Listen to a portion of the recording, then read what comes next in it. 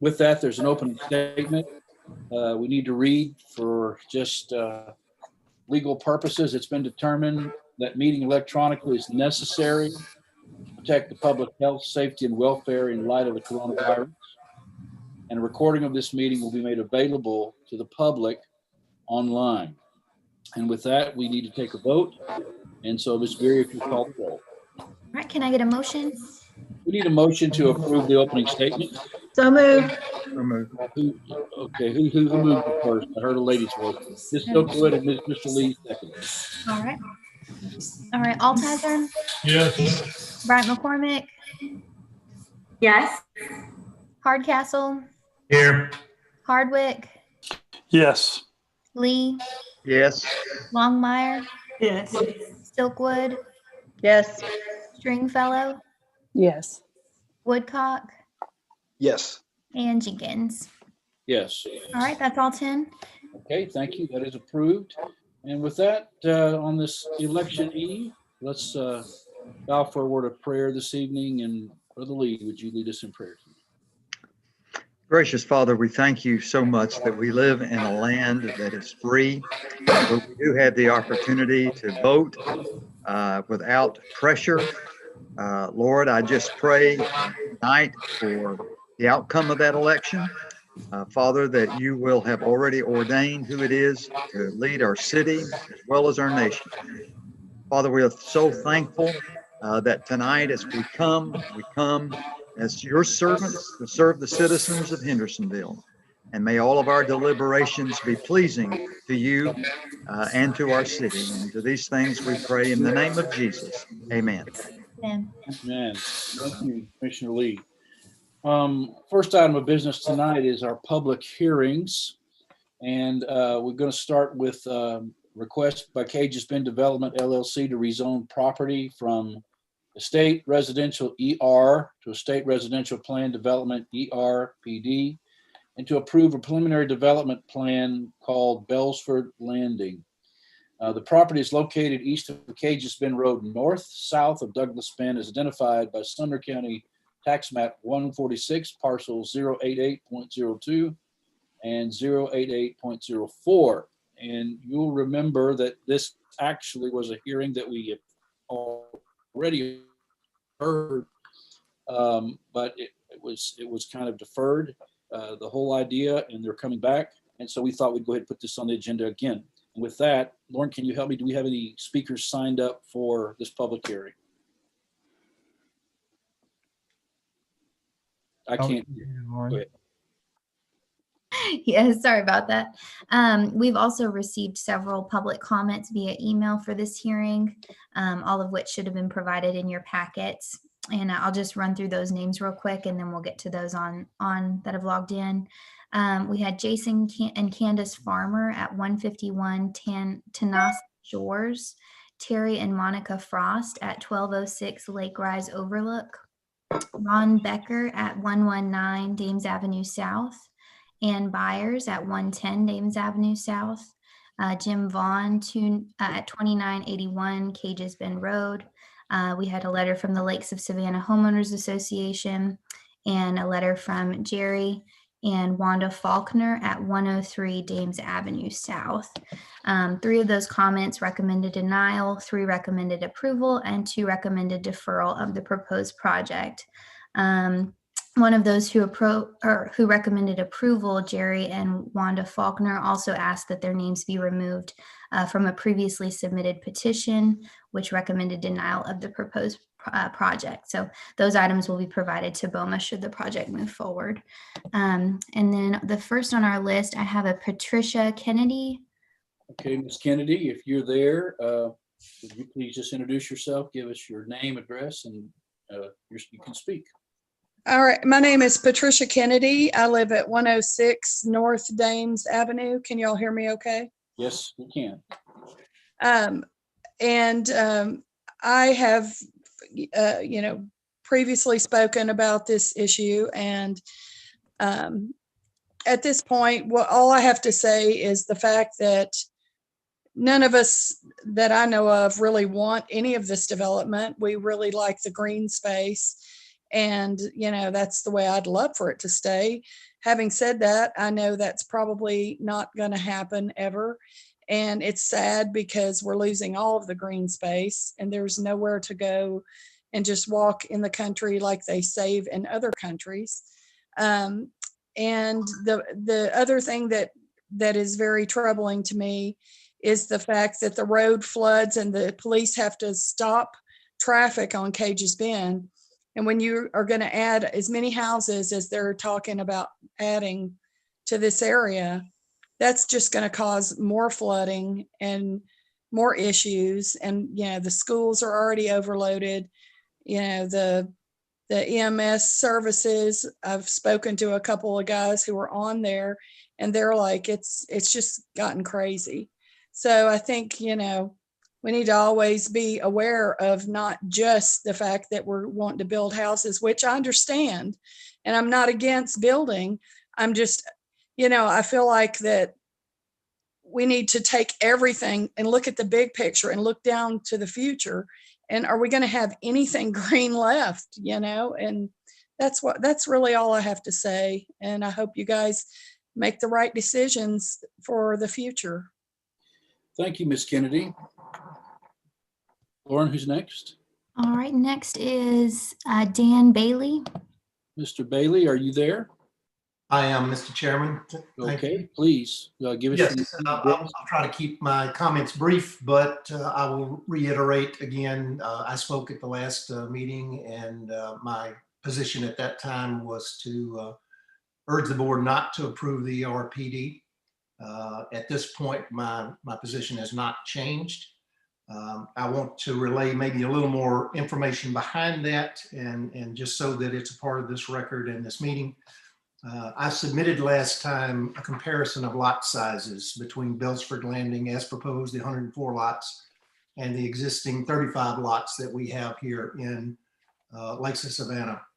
By my calculations, but these are simple mathematic calculations based off the two plats, 84% of the lots in Bellsford Landing, that's 87 out of the 104, average 0.39 acres. There's another 17 that would be close to the 0.6 acres for an overall average of 0.42. As by comparison, Lakes of Savannah, only 5 of the 35 lots are less than a half acre at 0.47, and 86% or 30% of our lots are at a full 0.6. So you can see quickly that the density factor makes a difference. The lot sizes are dramatically smaller by 30% or so, which leads to the basis, part of the basis of my objection. I'm not anti-development. I'm sure that Cage's Bend LLC is a reputable company and developer, and I'm sure they build a good product. I would also note and point out to the commissioners that as we look at ERPD in Hendersonville, to date, there is only one known ERPD that I'm aware of that shows on the planning map. And so it appears to be a rather rare commodity. Also, if you look at activity directly across the street from us in Savannah, there was an ERPD that was requested by this same developer called Gates of Savannah. The board at that time chose not to pursue that and did not approve it. That was in 2015, I believe. And the same developer is in the process of finishing Savannah under an alternate open space approval, which is the same zoning that the Lakes of Savannah was approved under and built. And I think the remaining portion would be considered. So my positioning is unchanged. I don't believe the ERPD zoning is appropriate for the area. It causes the lot sizes to be more dense. I believe that if the developers pursued other avenues and other configurations of that property, up to and including possibly other acquisition, perhaps they could find a plan that would conform to the board's approval under open space, alternate open space approval. So with that, those are my points. I just wanted to clarify them and state again for the record. And by the way, I'm from 100 South Dames Avenue in the Lake Savannah subdivision. Thank you, Mr. Chairman. Thank you so much. Who will be next, Ms. Lauren? Next is a Chris Porch. Chris Porch, are you there? I am here, sir. Okay, please speak. Give us your name, address, and the floor is yours. All right, thank you. Thank you, sir, for recognizing me and giving me the opportunity. My name is Chris Porch. I live at 2706 Cages Bend Road. Many of us moved out here to get away from some of the city and get away from the congestion, which is what, is trying to be brought back to us. We don't want to be the next Indian Lake, which is what we're headed for quickly if things like this start to get approved. I'm very against this, the rezoning, simply because our schools are already at capacity with minimal room for even expansion and no plans to do so. We want the builder to stay with the estate style homes, the 1 acre lots. We don't want another, 2.5 cars per house and 1.5 kids added to our school systems. During the October meeting, it was stated that the lake on the property would remain unaffected. But during the Zoom meeting I watched where he met with the HOA board, it was stated that it was going to be filled in. So I'd like some clarification on that during this, if that's possible. And I'm also looking at the fact that even with the 8 additional acres, he still can't establish 2 methods of egress to the primary road, which is Cages Bend. We're looking at flooding. Our area floods every time we get rain. It floods all the way down Cages and Douglas. So taking out that spring-fed lake that's on the property, as well as the additional development, will only exacerbate that flooding issue that we already have to deal with. We look at closing Douglas Bend just about every time it rains. That road's closed down every time we get a hard rain. It was also stated in the October meeting that the builder would hold a meeting with the residents of Lakes of Savannah. It's my understanding that never happened. And it's also my understanding the only reason the HOA board member meeting happened is they had to reach out and request it. I find it coincidental and troubling that the original planning meeting was scheduled and conducted during fall break, and that the zoning sign was posted parallel to the fence row, so it can only be seen if it were directly noticed or pointed out to somebody. And I hope that before making a decision, you guys go back and watch the video of that meeting and look at the frequently aggressive stance the builder decided to take with the HOA board. And if he has to make somebody understand, it really can't be that great, is my opinion. At the end of the day, we just want them to stick with the original plan. There's no traffic study been done. No community's been met with. And the promise of putting a turn lane in that was previously mentioned hasn't happened. We just want them to stick with the original plan. I guess that's just the point I'm trying to get to. Mr. Bailey referenced the average he figured out was 0.4 per acre per home. That's directly in contradiction with the 1.3 they're discussing. And that's all I've got, guys. Thank you. Thank you, thank you, sir, for allowing me the opportunity. Thank you, Mr. Porch. Thank you, sir. Lauren, who's next? Looks like we have a Terry Mims. Terry Mims. Are you Yes, there? we are here. Oh, there you are. Go ahead. Yeah, and I had speak. to good. Thank you for giving me the floor for a few minutes. And well, first off, I've been a lifelong resident of Sumner County, and my hope and dream is to continue to stay here, and also getting further involved with the community and in the political realm in the future as things develop.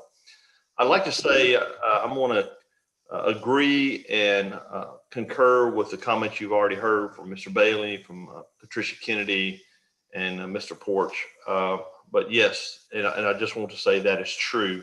Everything that's been spoken to is true. Flooding, traffic concerns here. Also, I'm concerned about amount of traffic and EMS. And with this many homes, if we change the zoning to what they're asking for, the amount of homes, how are we going to get proper fire and police and protection down these roads, especially coming into Lakes of Savannah? And I also want to point out that, I just want it known that I'm for the development, I'm for growth, but changing the zoning to allow this many houses, I'm totally against. And also, I'm totally against one of the proposed plans I'm looking at, where they're coming into the backside of the development through Barron Road. Lakes of Savannah, when it was laid out and the original plan for Lakes of Savannah, the houses, the count was very much lower. And matter of fact, we were on a call last night, and one of our board members, Ann Bowers, talked about how many houses was going to be in the Lakes of Savannah. Now you're talking about expanding that area and tying it into this Barron Road. We just don't have the width of road and stuff to handle the traffic. And also coming out of Barron Road on the backside of their establishment is not proper egress and is not in line with your current zoning ordinances. The ordinances when Lakes of Savannah was built, you could do that with coming in just one place. Also, if you tie this new development into the Lakes of Savannah through this Barron Road, it violates the current Declaration of Protective Covenants, Conditions, and Restrictions of Lakes of Savannah. It violates that document that we as homeowners have to live by and sign by. So that's another issue that I want to make sure that the council knows that they're facing. So, if they want to do a development, stay to the original zoning, and you need to find a way to get into your Bellsford development in and out 2 different ways, not coming through the Lakes of Savannah. Mr. Chairman, thank you for your time. Thank you so much. Lauren, is there anybody else? Next is Anna Giles. Ms. Giles? Are you there? Yes, hi, I'm here. Go ahead. My name's Anna Giles. I live at 1000 Kendra's Run. And I spoke last time, and I tried to look online, and it looks like this bend has been since early 2000 tried to change zoning, and it was protected back in 2000 before Savannah, I guess, got started, when it was called Franklin Farms. But then somebody else already mentioned there was another request from ER to ERPD done by this current builder that was denied. So it's not something that is brand new, and the board has seen to deny those requests previously. My main concern, and I showed this map, the zoning map, this whole green section, we're talking about 80 acres in here, I believe right now. There's hundreds of acres back here that belong to the city of Hendersonville. If this is passed now, the phases that are possibly down the road in the development of those old farms into neighborhoods could be upwards, of 200 to 300 homes if you change it from ER to ERPD. If I look back at Savannah across the street, phase 6, wanting to change the zoning to add 31, I think it was 32 more houses. That was just in phase 6. And then there was, I think, 9 total phases to Savannah. So if you think of what sits behind this property in the future, changing the zoning could be a big difference in the long run, looking long term. And I just, for the other reasons, the flooding and the schools and the police and all those other reasons, if we go from ER to ERPD now, I think it could set up a real conundrum in the future. That's all I have. Thank you, Mr. Chairman. Thank you, Ms. Giles. Lauren, is there anybody else? Last, I think we have Sarah Hilton. Okay, Ms. Hilton, are you there? Yes, hi. Go ahead. So I'm at 2317 Cages Bend Road, We recently moved to this area about 2 years ago and have enjoyed the peninsula so far, but are concerned about the change in the new development. I echo the statements that everyone's made thus far. My big concern having small children is the extra traffic on Cages Bend, which is already used as like a drag strip as it is, people flying through the bus when they stop to pick the kids up. So the extra traffic's definitely not going to help that at all. And with that, with the schools being packed as it is, where are these children going to go? Because, you know, most of these people are going to have kids that move into these houses. I also have a big concern with Barron Road being used as one of the egresses, as spoke about with from other people. And I don't understand a lot about this whole egress situation, but I don't understand how they could use our neighborhood as their egress road. So if anyone has clarification on that, that would be wonderful to hear. It would seem to me they would need to find their own 2 points onto a main road and not use our neighborhood.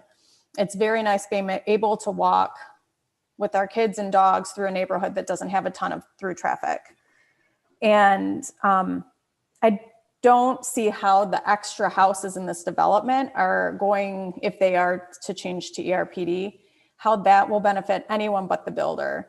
I don't understand how that's going to benefit the community. And the only thing that I have heard is us in Lakes of Savannah being bullied about, if we push back on this, that they're going to make all their traffic come through our neighborhood and they're going to take this away and that away. And I just don't understand why they would get their way just for the way that they feel like they should benefit.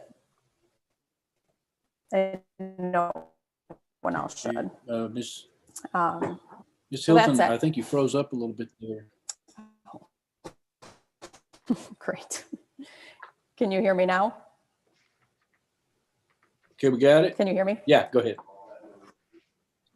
Okay. I don't know when I cut out. Oh, I think we heard you. Do you have anything What's else? the you'd last like that to you add? heard? Yeah. About the schools. The Nope. I just police really. department? Yeah. I don't have particular concerns about the police. I don't know anything about that, but the egress going through Egress. our subdivision just doesn't make any sense. The traffic on Cages Bend, the schools, and how them building extra houses benefits the community in any way. Those are my concerns. Well, thank you very much. Is there You're anybody else, Ms. Beery? Anybody else? That is all for this one. Okay, let's note for the record, okay, we've had these speakers, and once again, just before we close out this hearing, what were the emails for and against? And We had 3 for, 3 against, and and 2 that recommended deny. Or let me try that again. We had 3 that were for it, 3 that were against it, and 2 that recommended deferral. Okay. I'm going to declare that public hearing closed, and just as a point of procedure, later on in this meeting, we will take up the plan, and at that time, we're going to allow the developer to speak and to try to answer some of these concerns. I'm sure commissioners will have questions as well to kind of answer some of your concerns. At that particular time, that is the time where, we've heard from the public, we've heard from residents very clearly, and we've gotten emails. And so at that time, that particular part of the meeting, we would ask that all comments would just remain between commissioners and the developer. And we will take up the matter at that point. Having closed that hearing or declared that hearing closed, I'm going to do another hearing now. This was a request by Sean Jackson to approve a comprehensive development plan for Jackson Townhomes and to rezone the property from office plan development OPD to general commercial development, commercial plan development, GCPD, and multifamily residential plan development, MFRPD, and from suburban residential medium density Planned Development SR2PD to multifamily residential plan development MFR PD. The request also includes an amendment to the general framework map of the Hendersonville Land Use and Transportation Plan to change the character area designation of the property from suburban living to suburban center rather to suburban living. And the property is located east of Stop 30 Road on the north side of East Main Street, as identified by Sumner County Tax Map 159D, Group A, parcel 029.00. Lauren, do we have anybody signed up for that hearing? Yes, sir. The first is Charles Hasty. Okay, Mr. Hasty, you're recognized. Yes, sir. Can you hear me? We can hear you. Okay. I'm shown on the video as Judy. That happens to be my excellent secretary. Okay, we'll just call you Judy from now on, okay? And that's fine with me. And she also happens to be my lovely wife of almost 51 years. Well, there you go. Congratulations on that, by the way. Thank you. Like I said, I'm Charles Hasty. I live in Stony Brook subdivision, the subdivision that adjoins the Jackson Townhomes development. I'm speaking on behalf of the Stony Brook Homeowners Association Board of Directors. Mr. Jackson has worked very diligently with the Homeowners Association through our president, Gary Head.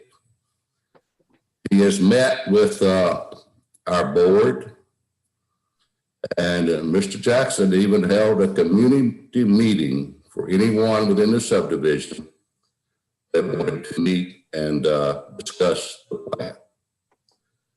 This plan is a significant improvement over the plan that was previously submitted by Mr. Jackson back in the early part of 2019 that was deferred. On this plan, we have 5 areas that we'd like to discuss and possibly request. Number 1, the development shows 4 trash dumpsters at two different locations. And in order to minimize the noise and possible odor, we ask that those dumpsters be removed and the trash service be at each individual unit, just like the residential units here in Stony Brook. I believe Mr. Jackson may have already agreed to remove the dumpsters since the plan has been submitted. For sure. Number 2, the staff report makes reference to 1-car front-loaded garage units. We had asked that Mr. Jackson design these units so that each unit has a 2-car garage.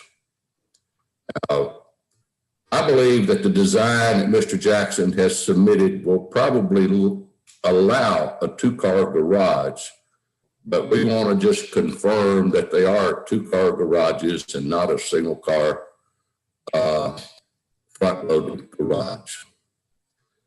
Number 3, we asked Mr. Jackson and his contractor if there is going to be blasting in the area as a part of the development of this plan, that he commit to a pre-blast survey for all residences that adjoin the development. There's about 7 or 8 of them. Number 4, the rear of the buildings C, D, and E are buildings that are visible from the Stony Brook subdivision as far as the rear of the units are concerned. We would like to see the window settings on the rear of those buildings be architecturally enhanced so that we're not looking at block windows in a massive sea of bricks. Just enhance those like he has the front of the building. as far as the window settings are concerned.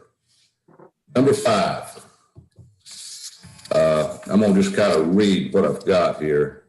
There's a drainage pipe under the railroad tracks that drains along the common property line of Stony Brook and the west side of the north portion of this development.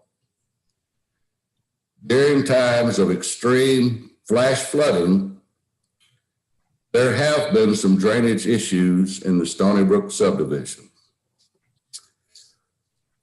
This development will increase the drainage flow in this area slightly and could create a drainage problem and possibly be a detriment to all the landscape buffering that Mr. Jackson is installing.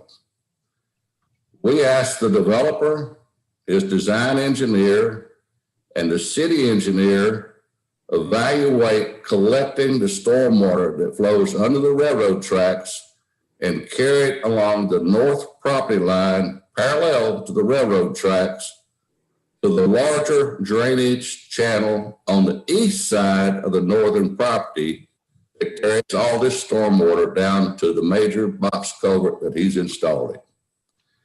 This could be accomplished by grading or piping or a combination of both. And we believe this will be an asset to both Stony Brook and to his development.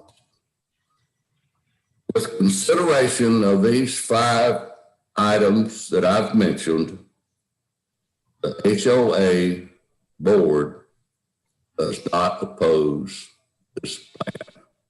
Thank you, Mr. Hasty. Improvement. We thank you. We will make sure, if you're going to hang out with us for a little while, we're going to make sure we talk to the developer about this. We'll address these concerns. All right, thank you. We will do that. Are there any more speakers for this particular hearing? Looks like we have a Gary Head on the list. Gary Head, are you there? Am I? Do you hear me? I can hear you, yes. Yes, I have nothing to add to what Mr. Hasty said. I'm also a Stony Brook resident, 110 Stony Brook Lane. Okay. Mr. Hasty stated our position very clearly. Yes, it was very, very eloquent. I liked it. Thank you, Mr. Head. Is there anybody else? That's it.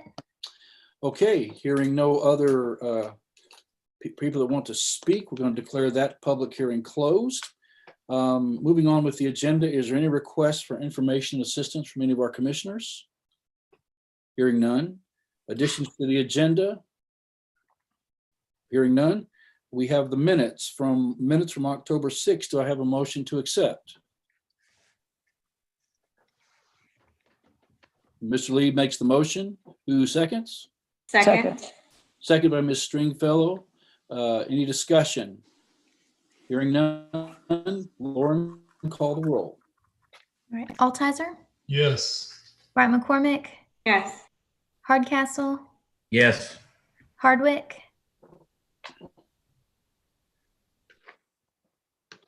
Mr. Hardwick? Hardwick. I think he's muted. I don't hear him.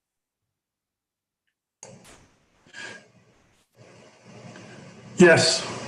Okay, thank you. Lee, Yes. Longmire, Ms. Longmire? Ms. Longmire?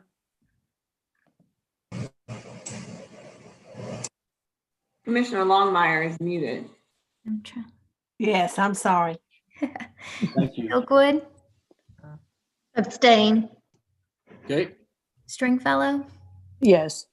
Woodcock, Yes. and Jenkins. yes, All right. That was passed. thank you very much. Now we have the minutes from October 19th, 2020. Do we have a motion to accept those minutes? Move to accept. Move to accept by Mr. Altizer, second. Who seconds that? Second. Mr. Lee.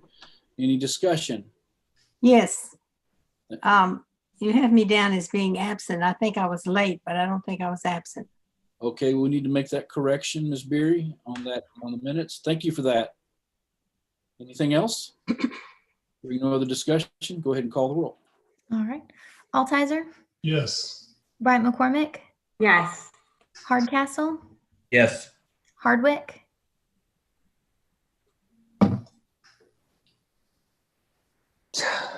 Yes. Lee, Yes. Longmire, Yes. Silkwood, Yes. Stringfellow, Yes. Woodcock, Yes. and Jenkins. Yes. All right, that's all. Okay, that is passed as well. Moving on now to item number 6 on your agenda, the final plats. First of all, we have the 234 Stadium Drive Townhomes. And Grant, I'm going to turn it over to you. Go ahead and make the presentation. Thank you, sir. This is just a 4-lot final plat that is intended to accompany the approval for the site plan for 234 Stadium Drive Townhomes. Each of the lots accompany a separate unit that was approved as part of that OTR zoning in that area. And down the middle, you can see that there's a 16-foot access easement that is meant to also be recorded as part of this plat. Okay. All right. Do they agree to all staff comments? I believe they did. Yes. Yes, sir. All right. Do we have the applicant here at all? Okay. Do we have a motion to approve this final plat? Move to approve, Mr. Chairman. Approve. Do we have a second? Second. Second by Mr. Altizer. Any discussion on this final plat? All right. Call the roll. Altizer, Yes. Bryant McCormick, Yes. Hardcastle, Yes. Hardwick, Yes. Lee, Yes. Longmire, Yes. Silkwood, She's not there. she might be muted. Silkwood,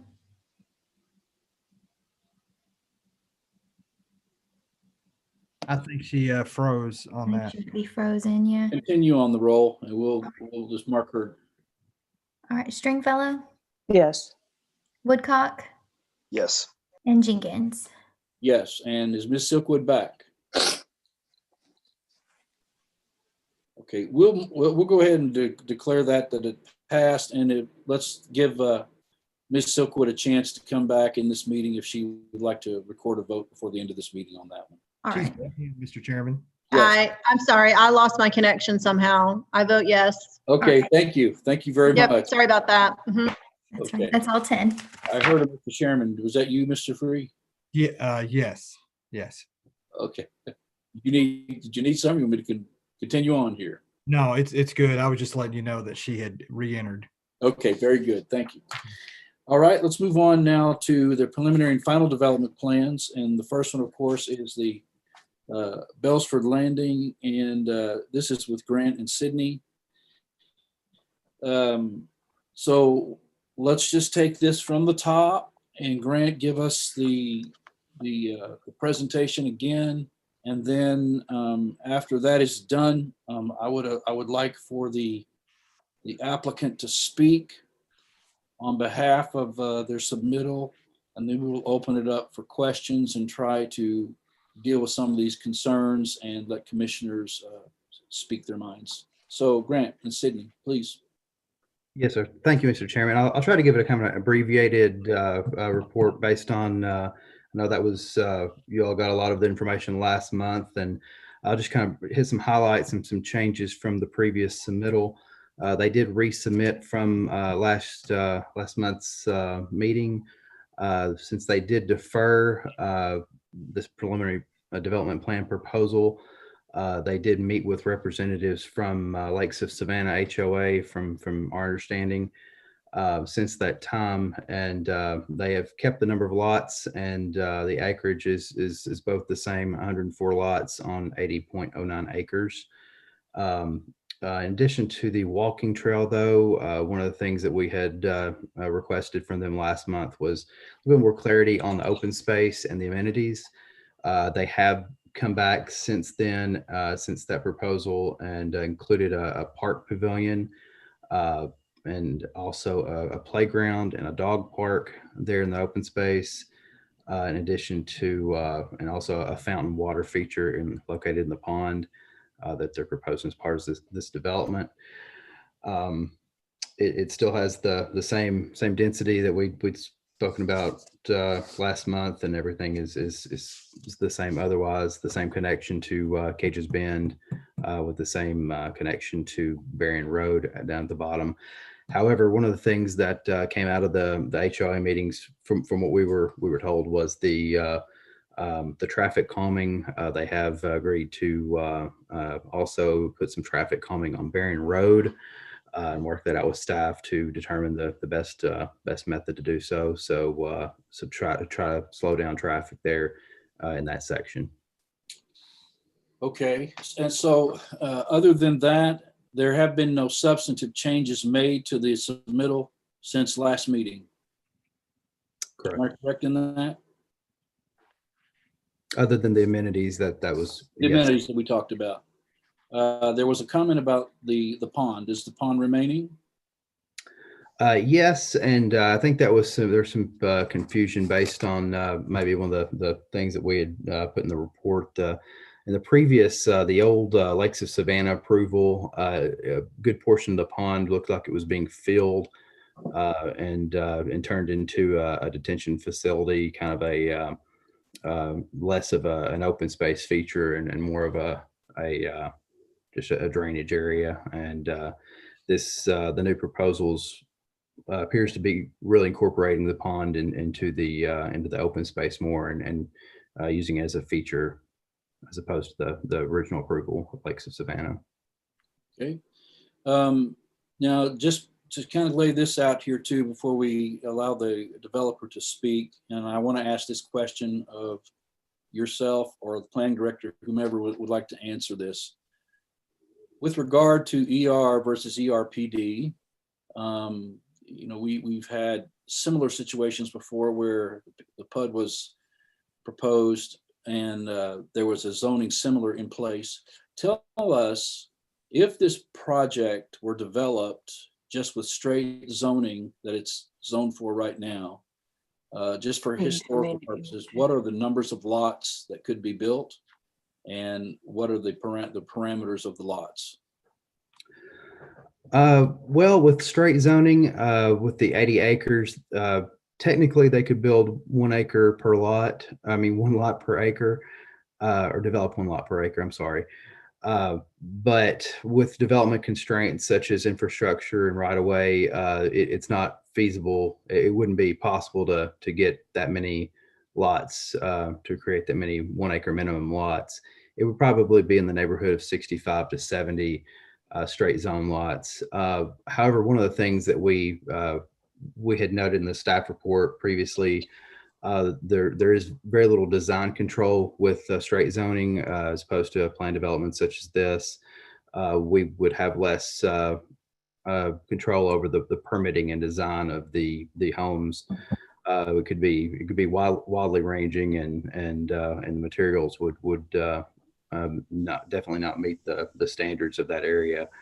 Or potentially, depending on, it really be up to the developer and the builders to determine what's used out there. So it could potentially be something that would not fit that area with the straight zoning as far as the architectural materials. However, it would have very large lot sizes, and so there's pros and cons. There's definitely things to look at on both sides of different proposals. So there would be, but would there, and I'm asking you these because I think we all know the answers, but we've got several people listening. Under the design standards that you mentioned on architectural materials, what controls do we have? I know do we have a baseline of control of what can be done under that zoning, or can they indeed build? Could they throw up shiplap, vinyl siding, whatever they wanted to do out there? We do have prohibited materials. However, I'm thinking that the ER zone has a minimum of 50% brick or stone. Okay. But however, the other 50% would be vinyl, or could be vinyl, hardy, or some other material. It could be brick. It would really depend on what the builder or developer chose for that subdivision. Okay. Yeah. Additionally, and I might add, this is Mr. Free, Mr. Chairman. I might add also, depending on the way the garages were placed, there could be triggers on that as well. As far as on, you could still have front-loaded garages, but there'd have to be some attributes to those. So it'd be less, but there'd be a few minimum things that they'd have to do. And one thing I might clarify too, and I think all the planning commissioners are aware of this, but for everybody else that's watching it is when we're looking at a plan development, in this case, ERPD. So ERPD, in this case, they're asking for 104 lots at about whatever the average size of these lots are, less than half an acre, I think, is the average size. But if this was approved, they couldn't just all of a sudden say, now we're going to cut the lot sizes in half, or now we're going to do 200 units instead of 104, because whatever they would specifically get approved for in the plan development, they would be held to that. And they couldn't substantially change that unless they went back and went through this process that we're going through right now. And one other thing that I might mention is the property to the east of this, that's the big farm property, that several hundred acres that's behind this. That property is located within Sumner County, and it's not within our plan area or within our urban growth boundary. So this is right here where the back of this property is pretty much our hard city limit, where that's as far as we can go as a city government. Okay, and I think that one of the other things that was mentioned, we're going to get to the developer in just a second, but they're proposing that access road. And I think it was mentioned about Barron Road. Was there anything stated in, I'm looking at the plan, at the report right now. Did the fire department have any connectivity issues here with this road? The stub out for them? Okay. Can you go and speak, He's Keith? on here. Yeah, go ahead, Shane. For the Barron Road, they would be required to have that access right there. Yes. Okay, you just cut out there. Go ahead, say it again. Can you hear me now? Yeah. They would need that connection to Barron Road. Yes, sir. Yeah, I know that it's been a practice that we try to have interconnectivity between subdivisions if we can. I know there have been some constraints and there have been some stub outs built with some, I think actually some barriers, but it could be taken down rather quickly. So yeah, I just want to get a clarification on that. Anything else, Shane? No, sir. Okay. Having heard those comments, I just wanted to lay a foundation about those two things, about the ER versus ERPD, and also on the fire concerns with the Barron Road stub out. But I'd like to hear from the developer now. And so who's speaking tonight on that? Who's speaking for the Bellsford Landing?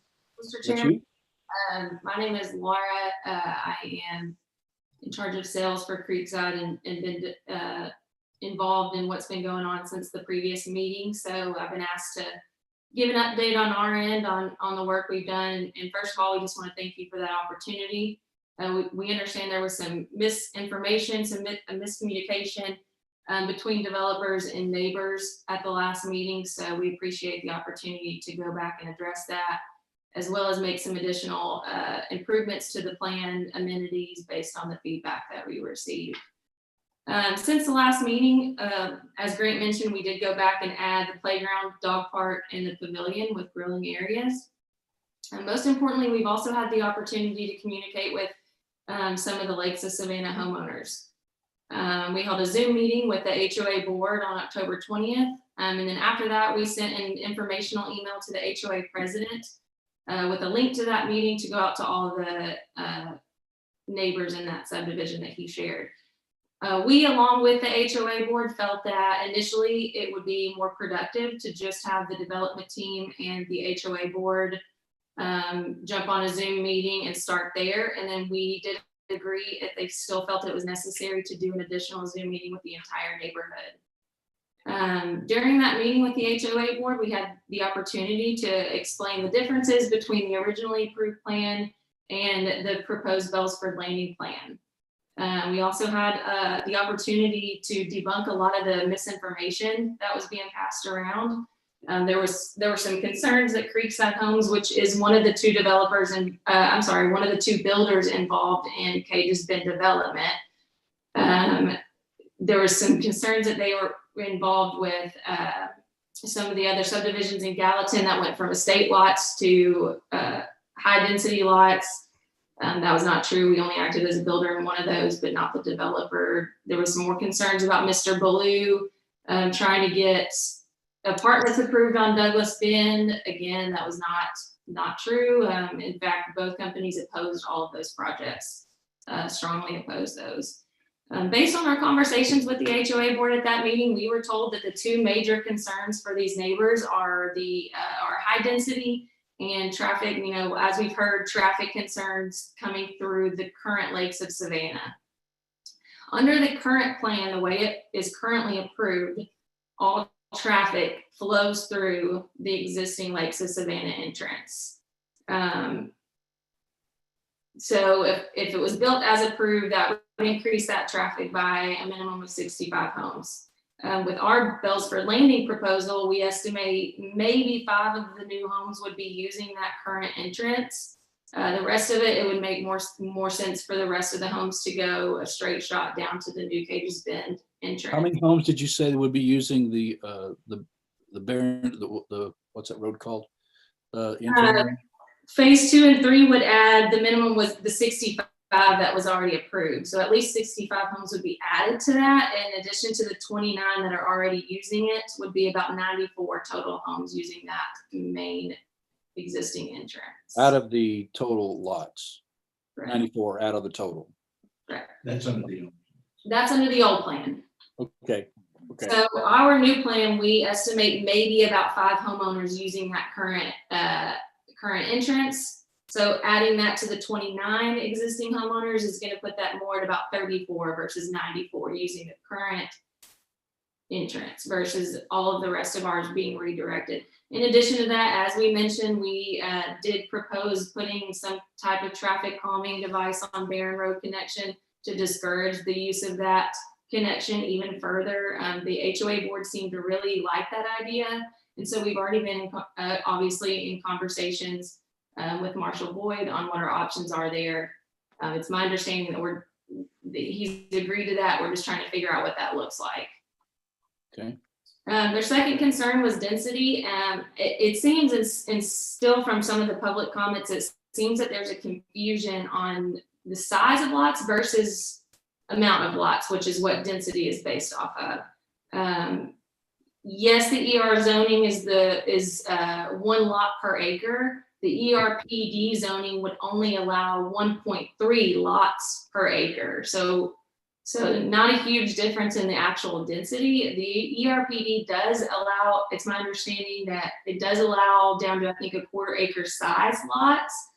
That is, I believe, was created so that developers have room to add the amenities and things like that planning departments are looking for. So just wanted to clarify that there's a lot of comments going on that they want to see 1 acre lots, but that is not ER zoning is 1 lot per acre, not and then versus 1.3 lots per acre. And there's 28.86 acres of open space. Am I correct? In the Bellsford Landing project proposed plan, yes, sir. So, it was clear that the fear was, and kind of back to Mr. Free's comment, the fear was that we were trying to push a plan through to get this ERPD zoning approved, and then we would change our plans and triple the amount of lots that we were putting in. And not only is that not our desire, but it's just not possible without going through an entirely new rezoning process. And it's not our history either. Neither of the builders involved in this are high density builders. When it comes to that 4 lot per acre density, neither builder involved here builds on that type of density. All in all, we felt that our HOA board meeting was extremely productive. We were able to introduce our team with the exception of Mr. Bray, our engineer. The rest of us all are Hendersonville residents. Several of us own homes down Cage's Bend and Douglas Bend. So very invested in this area, just as much as all the rest of the neighbors that have spoken. We were also able to, again, dispel a lot of the rumors that have gone around and really inform everyone so that they could hear what our intentions are from the horse's mouth, and not have to continue to articulate inaccurate information. After that Zoom meeting, we then sent an email last Tuesday. We sent an email to the HOA president with a YouTube link of a recording to that. We wanted to share that with the rest of the neighborhood so that they could go back. We also shared the old plat versus the new plat. And then we shared with them a comparison chart that we kind of made to compare the plans. We also asked in that, we verbally agreed, it was not in that email, but we verbally agreed with the HOA president that we were open to doing another Zoom meeting with the entire community. We asked that we were able to share that information through email, that they could rewatch that meeting. And then if they felt that that was still necessary, we were certainly open to that. And we did not receive a request for that after that email went out. And we also gave them our direct contact information on that email last Tuesday and asked that they please contact us with any additional concerns. So we feel like we've really tried to communicate with these neighbors, address their concerns, and really work with them on this and be a good neighbor. That's just what we've been working on since we last met. And lastly, I would like to, I don't know if it's in you all's notes, just briefly go over the comparison chart that we've been sharing. It goes down, to us, and from our understanding, there's two options here with this land. The way that it was previously approved versus a plan like Bellsford Landing with the HRPC zoning. So just wanted to really briefly go through and compare the two plans. Bellsford Landing would be 80 acres with 104 lots versus the previously approved plan was on 72 acres with 65 lots. The lot density, again, 1.3 lots per acre on HRPC versus what's currently built out in the Lakes of Savannah is actually about 1.1 lots per acre. So a 0.2 lot per acre difference there. Open space, we've got rounded up to 29 acres of open space in the Bellsford Landing, which we would include professional landscaping, irrigation, and hardscape, as well as keeping existing trees. And then 73% of the lots abut open space on this plan versus only 61% in the previous plan. No improvements to common space on the previous plan and only 26 acres of open space on the previous plan. The amenities included in Belford Landing, we've talked about these, but just want to recap. A 23-acre park, which would have almost a mile of a walking and bike trail, a playground, a dog park, a pavilion with grilling area, benches along the walking trail, a parking area, and the pond would remain. We would clean that up and do a lighted fountain in there. Again, the previous plan has no amenities, and that large pond would have to be filled in on the old plan to accommodate that zoning. Again, back to the standards of building. I believe it's the minimum in, I think this is the Lakes of Savannah current minimum square footage is 1,600 with the 50% brick and stone minimum. We are trying to raise the bar there and require a minimum of 2,800 square foot with a 70% brick and stone minimum, as well as requiring a tree on every lot and 2 trees on every corner lot. Again, trying to carry the beauty of the landscaping already in the area throughout this new development. Fees to the city of Hendersonville, we've proposed $3,500 per lot to go towards the city of Hendersonville for offsite infrastructure. I believe part of that was at closing or plan being approved, and then part was that when we pull permits for each lot. That's $364,000 going towards offsite infrastructure versus $0 on the old plan that was required. We're estimating the home values up to $400,000 on the last plan. We'd like to start at about $600,000 with this Bellsford Landing plan. That difference alone is going to create a minimum of about $150,000 or more going towards city and county taxes per year. And then lastly, again, just reiterating that traffic through the old plan would be 94 lots using the current entrance versus our plan would decrease that all the way to about 34 lots using that current entrance, with the rest of them able to use the new Cages Bend entrance. So we hope you can see we've been more than willing to work with the city and with the residents the best we can to make this a great deal for everyone. We really believe in this project. We really want to be a part of bringing a community to Hendersonville that's got some life to it, that you know, offers these incredible amenities, just something different, and not just another subdivision that is just lots and nothing else to offer. So with that, that's all we've got, and we're open to address any more questions or concerns. I'm gonna come to you just a second, Grant, just 1 second. Let me ask one question, just to recap. On the Zoom meeting that you held with the HOA board, Sir. How many people were on that call? Do you have any idea? I have to go back to my notes. I believe it was if I could be wrong here, I believe it was the entire HOA board, maybe 5 or 6 people on that. Okay, so you had that meeting, and then you provided a link for residents to go. I'm just recapping so I understand. So the residents could go and look at what was discussed. Yes, sir. We recorded that meeting on Zoom, uploaded it to YouTube, and shared that link for them. And I think up to date, it's got 200 views. So it's got 200 views already? Yes, sir. Since last Tuesday. Okay. Okay. So, and have you received any phone calls from residents? Not a single one. The only person we've been in contact with that has reached out to us was the HOA president. Okay. Okay.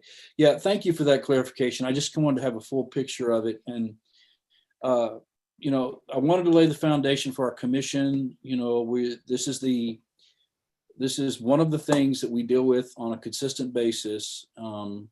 We hear this quite a bit about density. We hear this quite a bit about overcrowding, drainage issues, that kind of thing, that are all valid issues. The school issues, we really don't have any control over the school stuff. I mean, that is a Sumner County Board of Education deal. And the bottom line with that is simply, they have told us that when we make the zoning and when we begin the project, they begin to assess what needs to happen with schools. And so that's not part of our purview. However, I believe that the obviously police protection, fire protection, and obviously trash pickup are all part of our purview. So we need to take a look at all of that. So having laid that foundation, commissioners, we'll open it up to you. And Grant, we're going to turn to you first because I know you had a comment, and then we'll open up to commissioners. Yes, sir. As much as I hate to throw the meeting back about 5 minutes ago, I was informed by Sydney Simpson, does most of our residential permitting. She had let me know that I'm gonna have to correct myself on the ER zoning requirements. It's actually not quite as good as what I had stated. It was went back and looked at the chart, and in ER zoning, 0% is required to be brick or stone. So it could be completely vinyl or hardy or whatever the builder chooses to build there, and whatever the development standard is. In addition, it could be modular or manufactured homes on NER zoning. So while that's, you know, probably not likely due to market, it's also it's a possibility for anything that's open that has those fewer requirements such as that. So I did want to mention that and let you guys know that I'd misstated that earlier, and just wanted to make sure that everybody had that information. Thanks, Grant. Okay, commissioners, just raise your hand or something, and just okay, Ms. Silkwood, please. Thank you, Mr. Chairman. So at some point I read in some of the citizens' comments and from what I heard tonight about a traffic study. Can someone go back and sort of explain when the last traffic study was done and there was a mention about a turn lane? Can someone sort of revisit that discussion for me? Okay, Grant, you want to deal with that? Or maybe we can turn to the developers. Well, we'll go to you first, Grant. Probably Mayo would maybe able to address that. Yes. Yeah. Rick, you want to deal with that? My understanding is that if this development goes through, Marshall said what we'll do is do a limited scope, what he called traffic study, to look at the impact of this development on the area. My understanding is that in years past, a traffic study was done through some larger areas being developed, and which included some lots from this particular area, feature lots, but not all of these. So we'd have to go back and parse that out in detail. And what we would do at that time is Public Works would perform a limited traffic study just to determine if a left turn lane would be required out on Cage's Bend because of this. There have been traffic studies in the area, but apparently it didn't include all the lots that they're planning on putting into it from this development. That makes sense. Would it be fair to say that it may be covered in scope, just the ER zoning? I can't say for sure because again, it was for my day, but Yeah. yes, my understanding was there were Grant, do you have the number? Was there 60 something lots that was included in the previous? Yes, sir. It's the phases 2 and 3 were 64 lots. It was I can't remember the breakdown between the two phases, but it was a total of 64 versus the. Oh, there's about 40 lots now additional that were not included in previous traffic studies, if that makes sense. Yeah. And we just go back and look at that and see how that would impact. Yeah. Ms. Silkwood. Mhm. Okay, thank you. And also if someone could address, maybe Mr. Nolan, the issue about the fire apparatus access roads, has that for sure been put to bed, or I'd like a little bit of a clarification on that. So as far as the access, if we have that connection with Barron Road right there, we are good with our secondary access. Without that, that would become an issue. Okay, thank you. Did that answer your question, Ms. Silkwood, about Yes. that apparatus? When I Yes, he talked about did. some sort of Thank- barrier or something like that, like a breakthrough barrier or something like that. I didn't understand I was just trying to understand what you're saying. Are you speaking to me or Ms. Silkwood? Right, are you talking to me or? Mr. Yeah, I was Nolan? talking to Ms. Silkwood. I'm sorry. I just want to make sure that your question was answered. That's all. It was, yes. I just wanted to make sure that there was 2 access roads is required. That was not clear earlier in the discussion. Okay. Yes, once you go over 30 or more homes, you're required to have that secondary access. Anything else, Ms. Silkwood? Thank you. Any other commissioners? Mr. Lee. Yes, I just want to make sure and kind of restate what I thought I heard and just make sure it is what I heard. First of all, the plan itself, as it's developed and the amenities that have been added and the communication that has gone on with the homeowners association addresses many of the concerns that we had and we heard at our last planning commission meeting. I do understand that density is an issue for the residents that are already in the area. And I just want to reiterate what Keith said, and Keith, just to verify this, that once this is approved, and we're talking about 1/4 to 1/3 of an acre lots probably in that area, which 1/3 of an acre lot is a pretty good sized lot. And some very nice homes that are planned on being developed there. But there is no way that the developer could then, once they get this zoning change, double the number of lots or greatly impact the density. That's question number 1. Question number 2, and I think I heard this from some of the residents at the public hearing tonight, and that is the concern and the impact this would have on other large farms in the area that might be developed in the future. And I think, Keith, I understood you saying all of those farms are outside of our planning area. Therefore, whatever we do tonight here has no impact on what those other farms, how they would be developed or the zoning that would be in those farms. So would you just verify that density and the impact on future development in the other farms? Yeah. Yes, Commissioner Lee.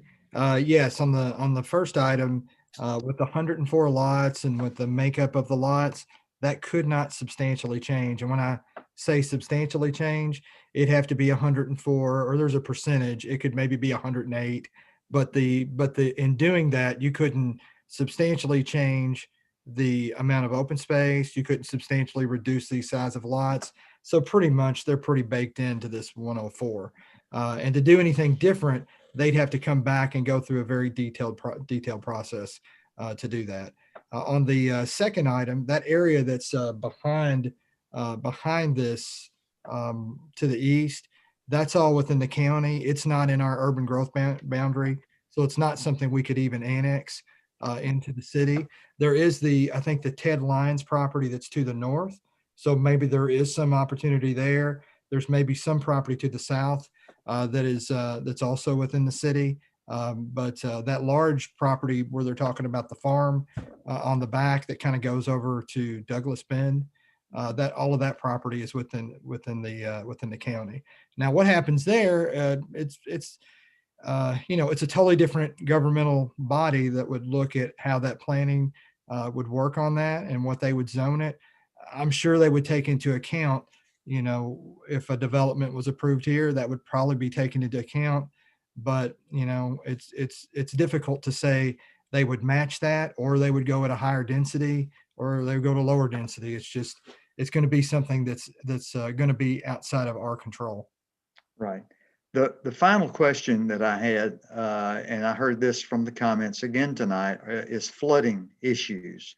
And I realize some of that is out of the purview of this development, but what maybe Rick or others might be able to share with us about those flooding issues and what is being done about that, and how this might negatively impact problems that already exist. And I think Rick could probably address some things about the flooding, taking into account also that Cages, it's kind of an odd road where we have part of it, and then it goes up, and then it's part of it is, I think, in the county. And then when it gets up toward Main Street, then on Gallatin Road, then that's in Gallatin. So this road isn't belong to really one specific entity. But Rick probably can address what they're going to be required to do on the retaining any new development runoff. Okay. Well, we normally require, of course, detention, designed to carry the 25-year flood, and anything downstream under roadways would be 100-year flood restrictions. As far as existing flooding along Cages Bend, I had to say, being here only 2 years, I'm not familiar with all the past history. I'd have to get with Dwayne, who's been here like 20 years, and he's over our stormwater department, and get more details. I'm just not familiar with it, but I understand in general terms there have been flooding issues. I'm just not privy to the details of that, not being around. But the new development we would look at as far as detaining pre-development flow, to limit post-development flow to no more than pre-development flow from that particular development. Okay. Yeah, and what Rick's saying is correct, is that when we have developments, if we're doing our job well and the engineer for the developer is doing their job thoroughly as well, then there should be no additional new runoff that's creating any problems. And then the timing of doing that detailed of a drainage study, that's done later when you do a preliminary plat and construction drawing before the final plat, and then that's when that expense is done to determine. And sometimes, and it could happen here. I mean, it could happen that they need to have more detention, or they need more drainage capacity, and it may cost them more lots to do that. But that's part of that process that would happen later. Right. Thank you. Thank you, Mr. Chairman. Thank you, Keith. Thank you. Any other commissioners? Ms. Longmire, I see your hand up. Go ahead. Yeah, I had a couple of things I'd like. Somebody mentioned in the public hearing that the Cages Bend was closed when we had heavy rains. Well, heavy rains we always have, especially in the spring and fall when we've had, a lot of interest. The downpour has been concentrated in a couple of hours. I'm not aware. I mean, I had not heard that Cages Bend had ever been closed because of that. Does anybody know if that is so? I've not heard that, but that doesn't mean it didn't happen. Yeah. So, well, it was presented, or the way that I interpret the presentation was that this was something that happened on a semi-regular basis when we had heavy rains. Now, I know that it can pond real quickly, and I know it can also drain real quickly. But I just wondered what the history was of that, because what I think Rick was saying was, and I'm not, again, Rick, correct me if I'm wrong, but whatever the runoff is now, the new development cannot add to that runoff. Is that correct? That's correct. Okay. So they've got to do something to contain that water if in fact that's what it's doing. Is that even after the fact? I mean, I know they do all these calculations, but what happens in real life does not always match pre-development calculations. So is that something they would have to come back and correct if it wasn't corrected at the time that it was developed? The runoff. Yes. Yes. Yeah. Who's saying yes? Rick, that would be correct, right? I want to make sure I understand the question. Are you saying that, in other words, if they basically guaranteeing it won't flood, or is it? No. What I'm saying is you do a calculation that you were going to put X amount of houses in this space. That's going to give us so much runoff. Right. And they've got to do something to contain the runoff so that it's not adding to what's already there. Correct. All right. So when you make that calculation, it's a calculation. It's not real life. That's correct. That's theoretical numbers. And if you design for a 25-year storm, who's to say it's not a 26-year storm that they don't have to design to? So that, if it comes up later after the fact, when we have the storm and we do have a greater problem than was there before, is the developer responsible for coming back and correcting that, or is that the city's correction? Do you understand what I'm saying? yeah, normally we just have design criteria, whether the city designs it or the developer, for a certain year storm. In other words, we don't design for 500-year storms or whatever, something that you have design criteria you go by. But so basically what you're saying is that you do these calculations prior to development, and then if the developer meets those qualifications of what we've said is needed, right, then that's all his responsibility is. If something happens later, we can't go back. Unless we can show there's something wrong with his calculations. And then in reality, if there's a drainage issue, no matter what your storm caused it, the city hopefully would try to be able to address that as part of our stormwater program in due time. I mean, that's just, there's things that happen that we have to address that, drainage issues that would be part of Dwayne's stormwater program that we'd look at it in the practical side. Theoretical side, he designs for these numbers. We try to make sure he holds to those numbers and get his facilities sized to do that storm. Yeah, and case in point, I think we have, over the years, we've had subdivisions in Hendersonville that have had drainage issues. Yeah. And the city has tried to come on board and help wherever they could. I would also state that in that situation, once streets have been accepted and it becomes part of the city of Hendersonville, there's a little bit there, but I would also say that it could be an issue where the HOA and the developer would get together, and if there's an issue, that would definitely become part of the discussion as well. So, yeah. And one thing maybe I could add to it, Mr. Chairman, is probably right now over the last several years, as far as the professional infrastructure we have in the Public Works Department, with Rick and the other staff that are reviewing this, and then the folks with erosion control, and then the expansion of our stormwater improvements that the city's doing with a significant amount of investment. We're better than we've ever been on looking at these things and addressing them. There's still always room for improvement, but they're doing a really good job on these reviews, and even more importantly, holding the developers to the standard on the inspections, to making sure that they build what they said they were going to build as far as on this drainage infrastructure. Thank you. Thank you. Other commissioners, are there questions or comments that you would like to make? Key? Yes. Okay. So to Commissioner Longmire's question about Cage's Bend and flooding, I know I personally have witnessed flooding as Cage's Bend and Douglas Bend. There have been times when Douglas Bend has been closed, and we've had to go around, try to get around the back of Cage's Bend to get to Douglas Bend. And I know of flooding there. So I know there's some flooding issues in that area for sure. As far as my comments, I will say I do applaud the developer for listening to a lot of what we said, especially in the concept of amenities. I know that was a point of contention for me last time. And so I do applaud the additional amenities that you've added. I think they're definitely value added and something that the residents, if this is approved, would appreciate.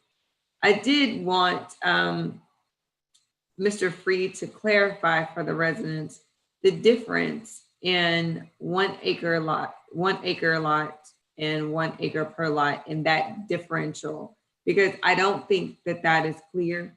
So the concept of is every lot required to be an acre or so, or what, will you clarify that so that everybody understands that point?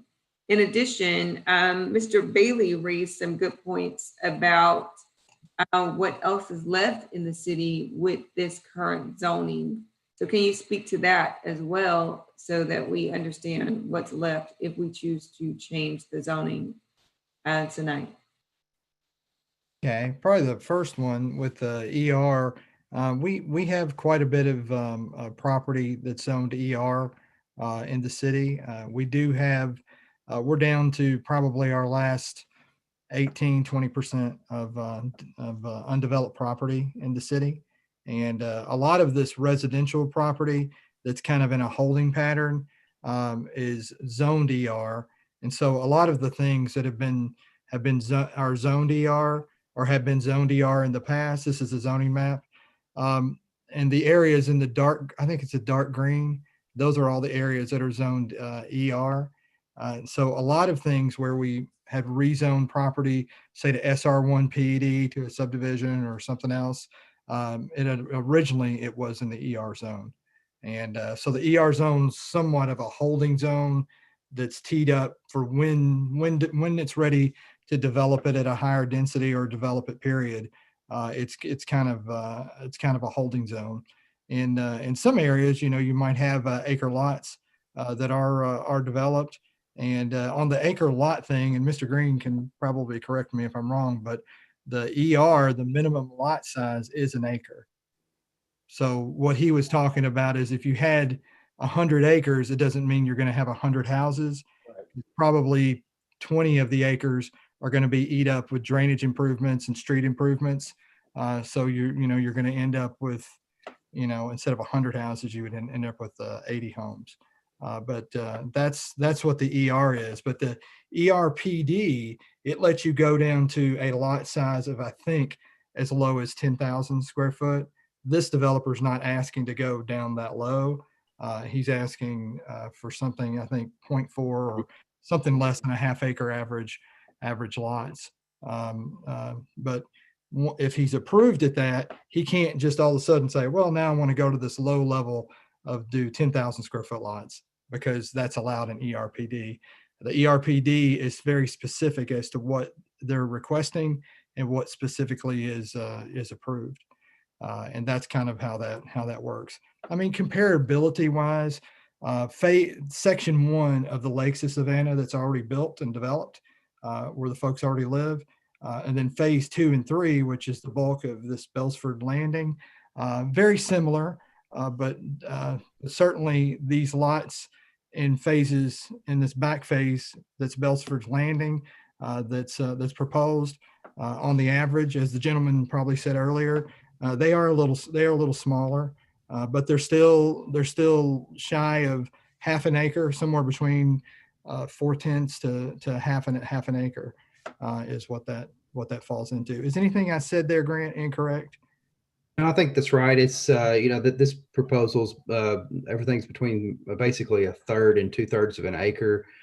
So it ranges, and it's right at about half an acre median mean lot size. So it's comparable. Lakes of Savannah is just a little bit larger than that on their mean lot size. So I think that's correct. And looking at it, Commissioner Bryant McCormick, looking at it, probably the developer could have gobbled up less land for amenity of open space and kind of snuck that into each lot and bumped all those lots up a little bit to get it closer to that. But when we're looking at this in the totality, is we need to look at the size of the lots, the amount of units per acre. But when we're looking at this planned development, or even before, years ago, when they looked at this as an alternative open space, how much open space is it usable? How does it lay out? Would it function well? How does it fit in with the adjacent properties? In this case, the adjacent neighborhood that's already built. Does that answer all those questions, Commissioner? It does. Okay, thank you. Anything else, Ms. McCormick? Okay. Any other commissioners? Mr. Hardwick.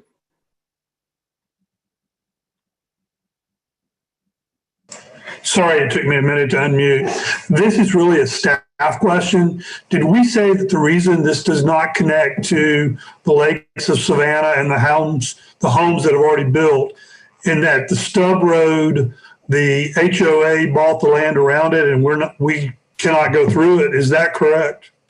Actually, and I think Pulte did this in 2009. They purchased the piece of property actually they amended the open space area from right there in front of Cage's Bend.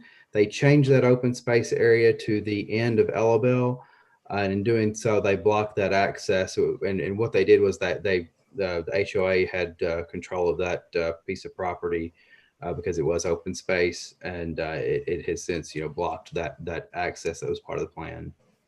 So my question is this, is when we originally approved the site plans and not really site plan, but development plan for this, do we not have right-of-ways that are put in place that this can't happen to us again? Well, let me answer that, Grant. Okay. What I think happened there is this happened before they had developed that part. So there hadn't actually been a plat done on that specific property. That's true. Where they traded off. So basically what happened is the front part went through a preliminary development, an alternative open space, and went through a preliminary plat, final plat, and then all the homes got built. But that back part where they blocked it, blocked the road being able to come through, that was on the part of the development that never had a preliminary plat, and it didn't have a final plat. Otherwise, we would have secured the right of way. So actually, technically, the road is still on the plan to go through, although, as you can see here, a plat was approved. I don't know whatever year that was. I think it was maybe before me, but it was 09. 09. So that was approved years ago, that blocked that road going through. And it is done, but the plan itself of the alternate open space was never altered to necessarily show that.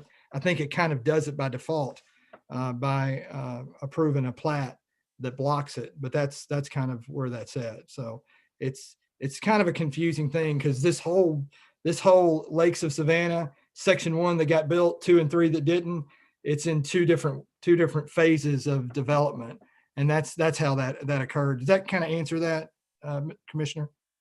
Kind of. I guess this is a staff question.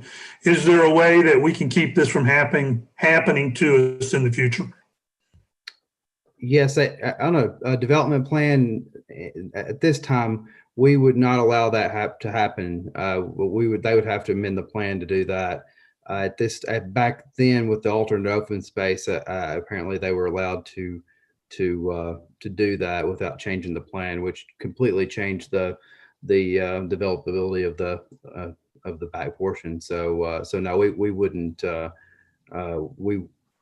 With that development plan that we currently have, we would not let this happen without a change of the plan. And let me kind of explain how that switch happened right there. As you can see the image there, the area along Cages, it's all right there, that's all hatched. that was a strip. I mean, we call it in the planning business, we call it a spite strip. That's a strip of land that kept anybody from accessing a road off of there. And so what happened was it looked like there was a switch between that, the HOA maybe owned that, and Pulte owned this other property where Ella Bell was going through.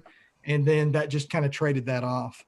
And I'm not for sure exactly why that happened, but that's why that happened. And really to develop the property behind there, so phases 2 or 3 of the Lakes of Savannah, they're going to have a secondary access, which I think several people have mentioned tonight. They're going to have it from somewhere, because if they don't, they can't meet the fire code access of two ways in and out for more than 30 homes. And then I guess my last question is, are the HOA board members, have they said, are they for this or are they against it? And then that's all that I have. Well, I think that most everybody that spoke tonight had some reservations about it. And I'm sure that some of those were board members as well. I don't know if that, yeah. So we really don't know if it was the board or not, but well, I'm sure some of it was. I mean, at the okay. that were speaking tonight, I would surmise they were part of the board. Okay, thank you. Any other commissioners? Anybody else? I heard somebody. Sorry, I had unmuted my mic. So okay. But the board was against it. That's what I figured, yeah. Okay, so hearing no other commissioners, let me kind of tell you where we're at right now. With this particular plan, number one, this is a rezone, so we're going to recommend, it will not be a negative motion, it'll be either recommend not to approve or recommend to approve. And for the residents, this would be the first step of this process, that we would recommend the rezone from ER to ERPD, or we would recommend not to rezone it. And that's kind of the way we'd have to do that with some findings of fact, and whatever the commissioner's pleasures on that, we know what they're talking about. We have to have some findings of fact that go along with it. Now, if it goes forward with an approval, this hearing happens again in front of BOMA. And there would be, it would go to the general committee first. Then out of that would come before BOMA. There would be another hearing where residents could once again speak. And ultimately, the Board of Mayor and Aldermen would have the decision-making power to say yes or no. Ours is to simply look at the plan and say, okay, is this worthy of us taking it to the next level and letting the board decide whether this should go or not? And several comments that I'd like to make. And once again, I think that the first item that I would like to share is simply that this particular issue is one that we have been dealing with for a number of years now with the city of Hendersonville. And I could list development after development where we have been dealing with this issue. I would think that our planning director would echo this, that anytime that we can have a PUD development, a planned development versus straight zoning, by and large, most of the time, it makes better sense. Now the straight, if you look at the chart that was provided for us in the staff report, if I noted it correctly, 65 lots were allowed on the 72 acres under straight zoning. The 8 acres added on that open space would have potentially brought it up to 80. Grant has already told us that that's probably not what it would yield. So with this particular zoning that Mr. Lee has already noted that and Mr. Free, that it's a third of an acre, not quite, it's still a good sized lot in today's standards. It's not the 1 acre lots that we've seen in years past, but it's a sizable lot. The design standards are going to be very nice. And so it looks like that this is going to go up to 104 lots. So it's a difference. It's a net difference of what? If you take their numbers and let's just take it to 74 lots versus 104, you're talking a difference of 25 to 30 lots, with the trade-off of having 28.86 open space, planned development, amenities put in, taking care of these drainage issues if they exist. And by the way, that would all come up again at the site plan level when it comes before us if this all goes through. So we're going to see this again. So my issue is here is this, and each commissioner must decide, is simply this: is in the long range plan of our city, do we want more planned development, or do we want to allow straight zone to happen? Because you'll recall, and it never occurred because the residents bought the park, they bought the land. But this was the precise issue that we were dealing with. It was a planned development issue that came before us. And there was a difference of about 15 lots that was going to, and the residents really didn't want it. And so, we went on, and I can't even remember how we voted on that. It's been so long ago. But the bottom line is it went to the point where the developer finally backed out of it, and the residents bought that park, along with the city. So that's the question we have. And I just got to be honest with you, while I hear the concerns about residents, about density, I also know that the land that these people own have zoning on them. And all they would have to do is come before us with a site plan that somewhat exists already. It's not a site plan, but it's a master development plan. All they would have to do is come up with some plans. And I'm not even sure they'd have to come before us with that. They probably could just go to permitting and get, if it's zoned, it's already zoned.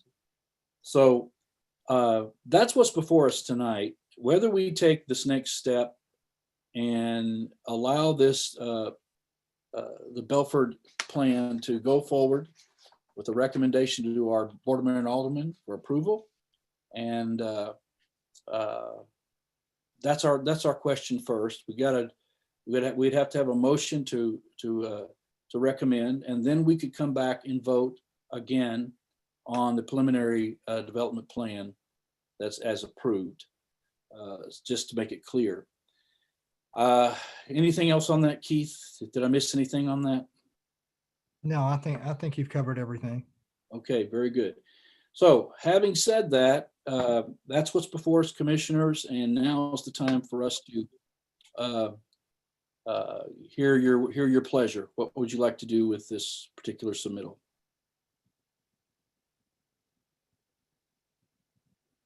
Need some sort of a motion.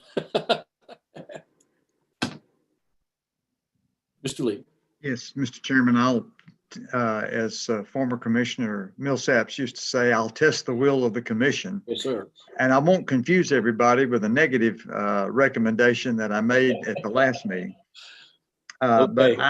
But I will move that we change the zoning from estate residential to estate residential plan development due to the quality of the proposal and the plan that was presented and the effort of this developer to try to meet the concerns and needs of many of the residents.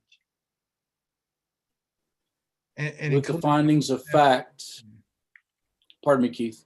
Including all the staff comments. And yes, absolutely. With all the staff comments. Absolutely. Yes. And we would find that this would be in keeping with our land use plan. Yes. In keeping that there would be no adverse effect. Yes. And what else needs to be on there? I wish this is where we need Commissioner McCormick. She's so good. We do. There are 4 points, and I'm looking for them. I'm looking for, here we go, right here. It's adaptable to the unified development proposed. Oh, here we go. The zone change amendment is in agreement with the land use plan. There's no significant effect upon adjoining property owners unless such effect can be justified by overwhelming public good or welfare, and conditions affect the area have changed to a sufficient extent to warrant an amendment to the area's land use plan and subsequent zoning map. Those are the 3 findings of fact that we have to answer. So Commissioner Lee, would you like to amend that motion to kind of include some of those things? Yeah, to include all of those things, Mr. Chairman. Okay. We have a motion made with recommending approval to the Board of Mayor and Aldermen with all staff comments, finding that the zone change amendment would be in agreement with the land use plan, that there will be no significant adverse effect upon the adjoining properties, and that the conditions of the area have changed in an extent that it would warrant an amendment to the land use plan here, and that it's consistent with our land use plan. That would be the motion. Am I correct, Mr. Lee? That's correct, Mr. Chairman. Okay, do we have a second on that?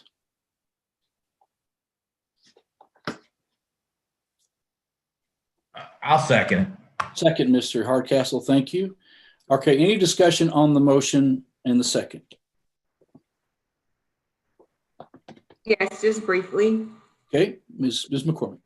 All right, so while I'm extremely deeply concerned and I'm torn on this project, I do think I welcome the fact that the house values are so high, and as well as the fact that there is a planned development. I am concerned, of course, about the traffic, the fact that there isn't a traffic study, the fact that the traffic study is going to be after the fact, which I think is putting the cart before the horse. So those are definitely concerns. I do know Cage's Bend has issues. And so for that, I definitely have a lot of concerns. The second part of me is in fear, though, of what would happen without a planned development. The straight zone just frightens me. It concerns me that ultimately we could be putting the residents in more harm than without by creating the planned development. So I struggle here. I do like the fact that the developers seem to have listened and added different things that we asked for and different concerns, and then made a conscious decision or an effort to get input from the neighbors. Granted, I understand the HOA still did not agree, and several residents don't, and several residents have. So that part is definitely concerning. I think, again, my issues are, of course, naturally traffic for Cage's Bend and the lack of traffic study, but also flip-flopping that with the fact that straight zoning, it takes any governance away from us and the ability to regulate material and quality of homes and not wanting to negatively impact somebody's home value. So I don't know, that's just kind of my comments. Okay, any other comments on the motion? Okay, I would probably stipulate to Commissioner McCormick's concerns that if it gets to the site plan portion of this, hopefully we could have Rick some of these questions answered. Yes. With regard to the flooding, with regard to the site plan, if it gets that far, hopefully those will be mitigated enough to where all commissioners, and I think all of us share Ms. McCormick's viewpoints on this. Yes. You know, we want to make sure that it's done well. So I don't want to cut any commissioners off, but we do have a motion and a second, and hearing no other discussion. Once again, we are recommending to approve all staff comments, and we've had the findings of fact that we've already stipulated. So with that, Ms. Beery, call the roll. Altizer, Yes. Brian McCormick, Reluctantly, yes. Yes. Hardcastle, Hardwick, Yes. Lee, Yes. Longmire, Yes. Silkwood, Yes. Stringfellow, Yes. Yes. Woodcock, Nay. and Jenkins. Yes. All right, that's 9-1. 9-1. That will be a positive recommendation. Once again, to all residents, first of all, we do hear what you're saying, and we are going to try to mitigate to our best to make sure that all the concerns are represented. But in the long run, it'll be up to the Board of Mayor and Aldermen at this point now. We'll take it to them. It'll go to their general committee. And I would encourage you to be involved in that process like you are now. And let's take it to the next level. And through this process, which is going to be a little bit of time, this will allow the developer and the HOA once again to come together and mitigate some of these issues. And hopefully we can come up with a great product that ensures the home values of Lakes of Savannah, as well as provides a great product for other citizens that would like to come to Hendersonville that would be good for everybody else. So with that, it's 9-1, it passes. This matter will go on to the Board of Mayor and Aldermen. Okay. This leads me now to the Bellsford Landing preliminary master development plan, development plan rather. It's already been discussed. Motion to accept with all staff comments. Who makes that motion? I so move, Mr. Chairman. Mr. Lee. Who makes a second? Second. Second. Second. By Mr. Stringfellow. Any more discussion? Okay, Ms. Beery, call the roll. Is this? This is approving the preliminary development plan. Did we already do that, Lauren? We just did, yes. Yes, I think We we're have good. to have two votes on this or just one? That would be the Jackson Townhomes. Yes. Okay. All right, so we got this covered then, right? Yep. All right, let's make sure. All right, then let's go forward then to the Festival Center. Thank you so much. Festival Center, and that is Timothy. Thank you, Chairman. The Planning Commission approved an amendment to the Festival Center PDP back in September of this year to add a car wash use to the approved PDP. Now you have before you the FDP, the final development plan application, which covers just the car wash lot. And this FDP doesn't really present any newer information than you saw on the PDP, except that they've continued to work with staff on the exterior building elevations and to refine those to what you see in your packets and on the staff report. And they've really put a lot of effort into those elevations and achieved a product that staff feels is really superior and good for that area. The FDP is in substantial compliance with the PDP, and they have agreed with all staff comments. The next step, if the Planning Commission does approve this FDP, next step is they would then come back before you later with the site plan application for your approval. Okay, thank you, Mr. Whitten. Do we have anybody from the developer here? Okay. Yeah, Jim Moore, the engineer, and others are here. Okay. Anything you'd like to say on this? You're agreeing with all comments and? Yes, all comments were agreed to. Okay. Thank you very much. Having said that, anybody's got a motion to accept this plan with all staff comments? Mr. Chairman, before you make the motion, yes. I want to remind the commission that this is I have a conflict of interest in this case. So I am not eligible to vote on this. So Ms. Beery, when you are calling the roll, please skip me.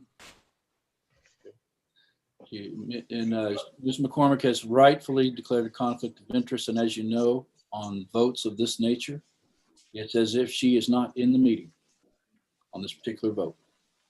Mr. Chairman, I'll make the motion to accept and approve with all staff comments. Okay, got a motion. Do we have a second? Second. Second by Ms. Stringfellow. All right, discussion? Hearing none, Ms. Beery, call the roll. Altizer, Yes. Hardcastle, Yes. Hardwick, Yes. Lee, Yes. Longmire, Ms. Longmire? Yes. Thank you. Oakwood, Yes. Stringfellow, Yes. Woodcock, Yay. and Jenkins. Yes. All right, that's all 9. Okay, thank you very much. Okay, now we move to Jackson Townhomes. And the first thing we're going to do is a amendment to the land use program, land use development amendment, land use transportation plan amendment. And who's covering this? We'll discuss all this together, but then this is the one we got to come back and have 2 votes. Got ahead of myself before. So Grant, go ahead on this. Thank you, Mr. Chairman. This is actually my long report, so sorry, guys. This is one of our first, this is the first proposal that we've had with a combined preliminary and final development plan since it was approved in our new zoning ordinance back in January. This is the combined proposal has the front is made up of 2 parcels, the front and the rear parcel, both of which have previous development plans that are kind of outlined in your packet there in your staff reports. The initial Hidden View Acres plan to the rear had, I believe, 16 units in that development. That's currently zoned SR1 or SR2 PD.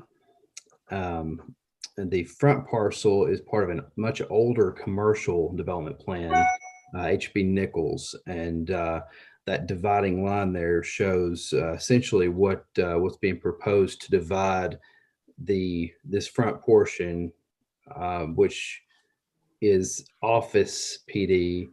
It's going to change that front portion to GCPD and then MFRPD on the rear. So it's kind of a complicated thing there with this old GC, this old commercial PD. They had uses that were approved in the previous the older zoning ordinance pre-85. So it essentially was more of a general commercial type PD. We did assign it an office PD zoning back in 2015, but essentially it was grandfathered in with those uses as part of that old development plan. So this, fortunately, if it's approved, would clarify a lot of those uses in the use table that's located in the submittal. We've worked with the developer on that and tried to get it into a list of what we think are reasonable uses based on what they're already entitled to as part of that old development. So it was listed in the staff report. I'm sitting here looking at it as far as the list of uses. I'm sorry, what was that? The list of uses that are proposed in this particular change. Lauren, would you be able to pull that up on do you have that plan? I actually do not have that. It could be useful for the commissioners to see the proposed uses so they can understand. Yes, yeah, definitely.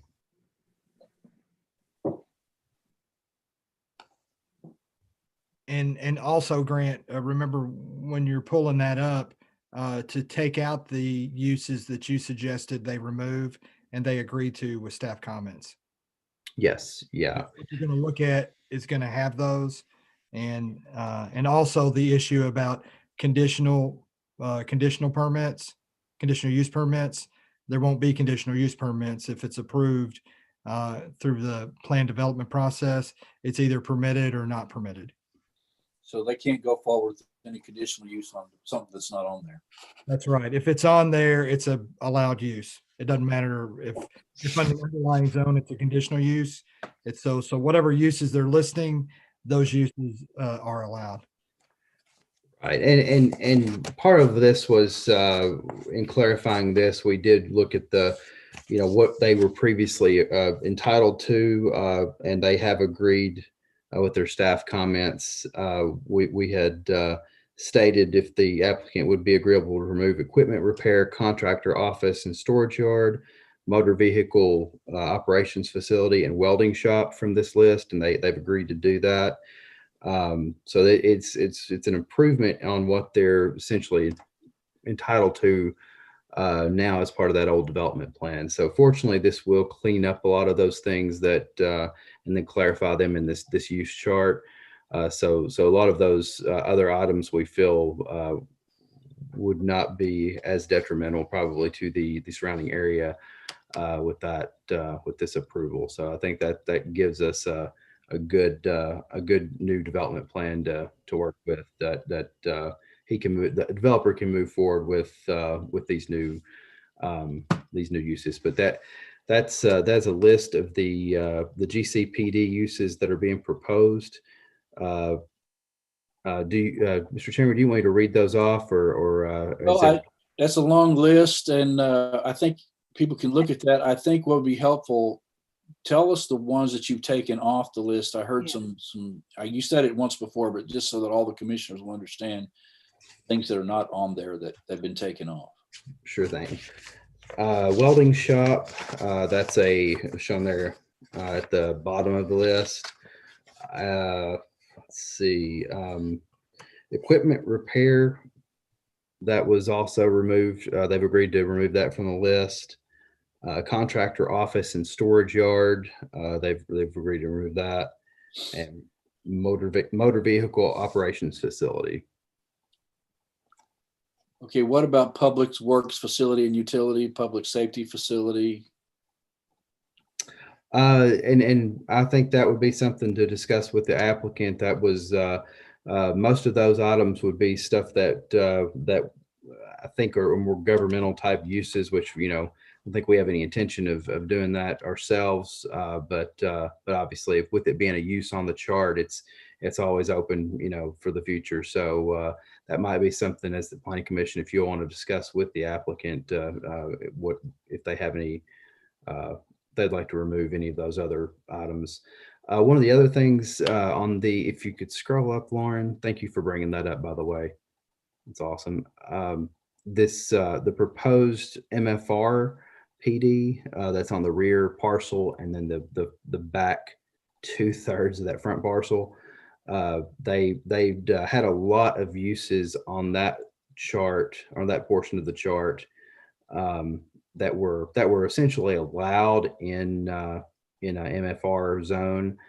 We have asked them as part of our staff comments too to just remove everything except for multifamily and townhome, since that's what's being approved as part of this development. There's no reason to have all those other items like a golf course or a daycare center. They'd have to come in for a new approval of the development plan if they wanted those type of uses. So, and they were, I think they were agreeable to that, and they stated that they were okay with that. So, so that's part of the complicated matter there with these development plans and the uses. And that's only on that front parcel, right? Yes, the commercial is just that front third of that front parcel. So that's just the part that fronts East Main Street. And I will just mention for a point of reference is what's currently allowed under the office plan development with that pre-1985 general commercial uses. A lot of those are things we would consider those old uses that would be allowed today if this change wasn't approved. They're things we would consider very heavy commercial or almost light industrial that were allowed uses in general commercial back in pre-1985. What's the acreage of this front section? I I don't recall if I put it in my staff report or not. I believe the entirety of the whole site is 6.71 acres. I know I have calculated that front parcel before. However, I mean, that's what would be allowed with that list we just looked at, or just on that front section. Is that correct? Yes, just the front portion of that. So what I'm asking is if they wanted to do, how much land are they working with here if they didn't want to build it where it was 10 different opportunities for? It's very limited. It's just it would be probably, I think it's in the neighborhood of 1 to 2 acres in that That's not a front big deal. section. Yeah. So it's a very small area that's going to be commercial as part of this proposal. So a lot of these are not even, there's not enough room to do it. Right. 6.71 acres is the total. But Yeah. that's not the total that's in that front parcel. Well, no, that's total development, 6.71. So that's including everything, what they want to do with the multifamily and the front part there. One other item I did want to clear up in the staff report that I've spoken with the developer this afternoon about. They had on the renderings that they provided to us, the scale was apparently incorrect. It looks it appeared that they had 8-foot garages, which would be a 1-car garage, but he stated that was not the case, that they are to be 2-car garages. So that's essentially just the rendering provided. They're going to work on the scale of that and make sure that's so that answers the one question they had. They are 2-car garages. Yes, yeah, they're supposed to be 2-car garages per the applicant in my conversation with them today, and previously too. That was my understanding. It would be 2-car garages. So when they had this the rendering with 8-foot garages, I was like, this isn't what I thought it was supposed to be. But he's since clarified it and stated that he's going to work with the architecture firm and kind of figure out what the deal was. Can you there. also work with them on, I think it was the building C, D, and E that faced the development, the back sides of them, that the windows could architecturally be enhanced? Yes, and we haven't spoken with the applicant about that. That's the first we had received that information, but if the applicant is agreeable to that, I think we could definitely work with them and come to a better solution on the aesthetics of the rears of those buildings. Yeah, I think we definitely, with that being brought to our attention, staff would definitely be agreeable if the commission wants to add that to staff comments. Okay, well, would you want to go ahead and add the dumpsters? I don't know if that was a design review thing. He talked about instead of having, I guess, community dumpsters, collection point that each place had. I don't know if that's feasible or not. We had talked to Marshall Boyd, the Public Works Director, about that, and essentially, I think there was as far as the type of development goes, if it's a owner occupied unit, it's my understanding, based on my talking with him, that they should have curbside service. I think it's kind of unclear about how they determine that at this time. However, if it's given that it's they have stated that this is not supposed to be rental, and they're agreeable to put that in the covenants and restrictions, that they're agreeable to remove the dumpsters if curbside service will be available to them. One other item I did want to note on there, that well, I had some other items, but are they going to do any blasting? They've not stated that. However, there are some slope issues, I think, on site there that they would probably have to do at least some significant grading work. that would probably be another question for the applicant at some point. So, well, it appears that the homeowner association back there is amenable, but if there is blasting to be done, could we work it out to where they would at least give the residents a survey before they do the blast? Like that's normally done when in situations where blasting is done like that. If it happens, it may not have any blasting. I don't know. I may defer to Shane on that one though, since if it's yeah, I can speak for that real quick if you want me to, Grant. Thank you, sir. So the state only requires a pre-blast survey to be 300 feet from the blast site to the nearest structure. City of Hendersonville already goes past that, and we require 1,000 feet. I'm not sure if the citizen, when he put his question out, if he was wanting the entire neighborhood to have a pre-blast survey. But as far as that, we require them to do 1,000 feet. That's from the site of the blast, and then multiple seismographs. They need to record the blast. Mike Proctor is in charge of that for our department right now. He does an excellent job. Okay, so we would just need to work with residents on that and get the exact footages down. Am I Yes, correct? and also with that pre-blast survey, they come by the house and they're going to want to take pictures on the interior and exterior. That's something that maybe they can go ahead and say that they're coming by and let the people really understand what's going on there, so they can have that opportunity. Okay. But Mr. Chairman. Yes. Could the things that Mr. Hasty had listed, could that be incorporated?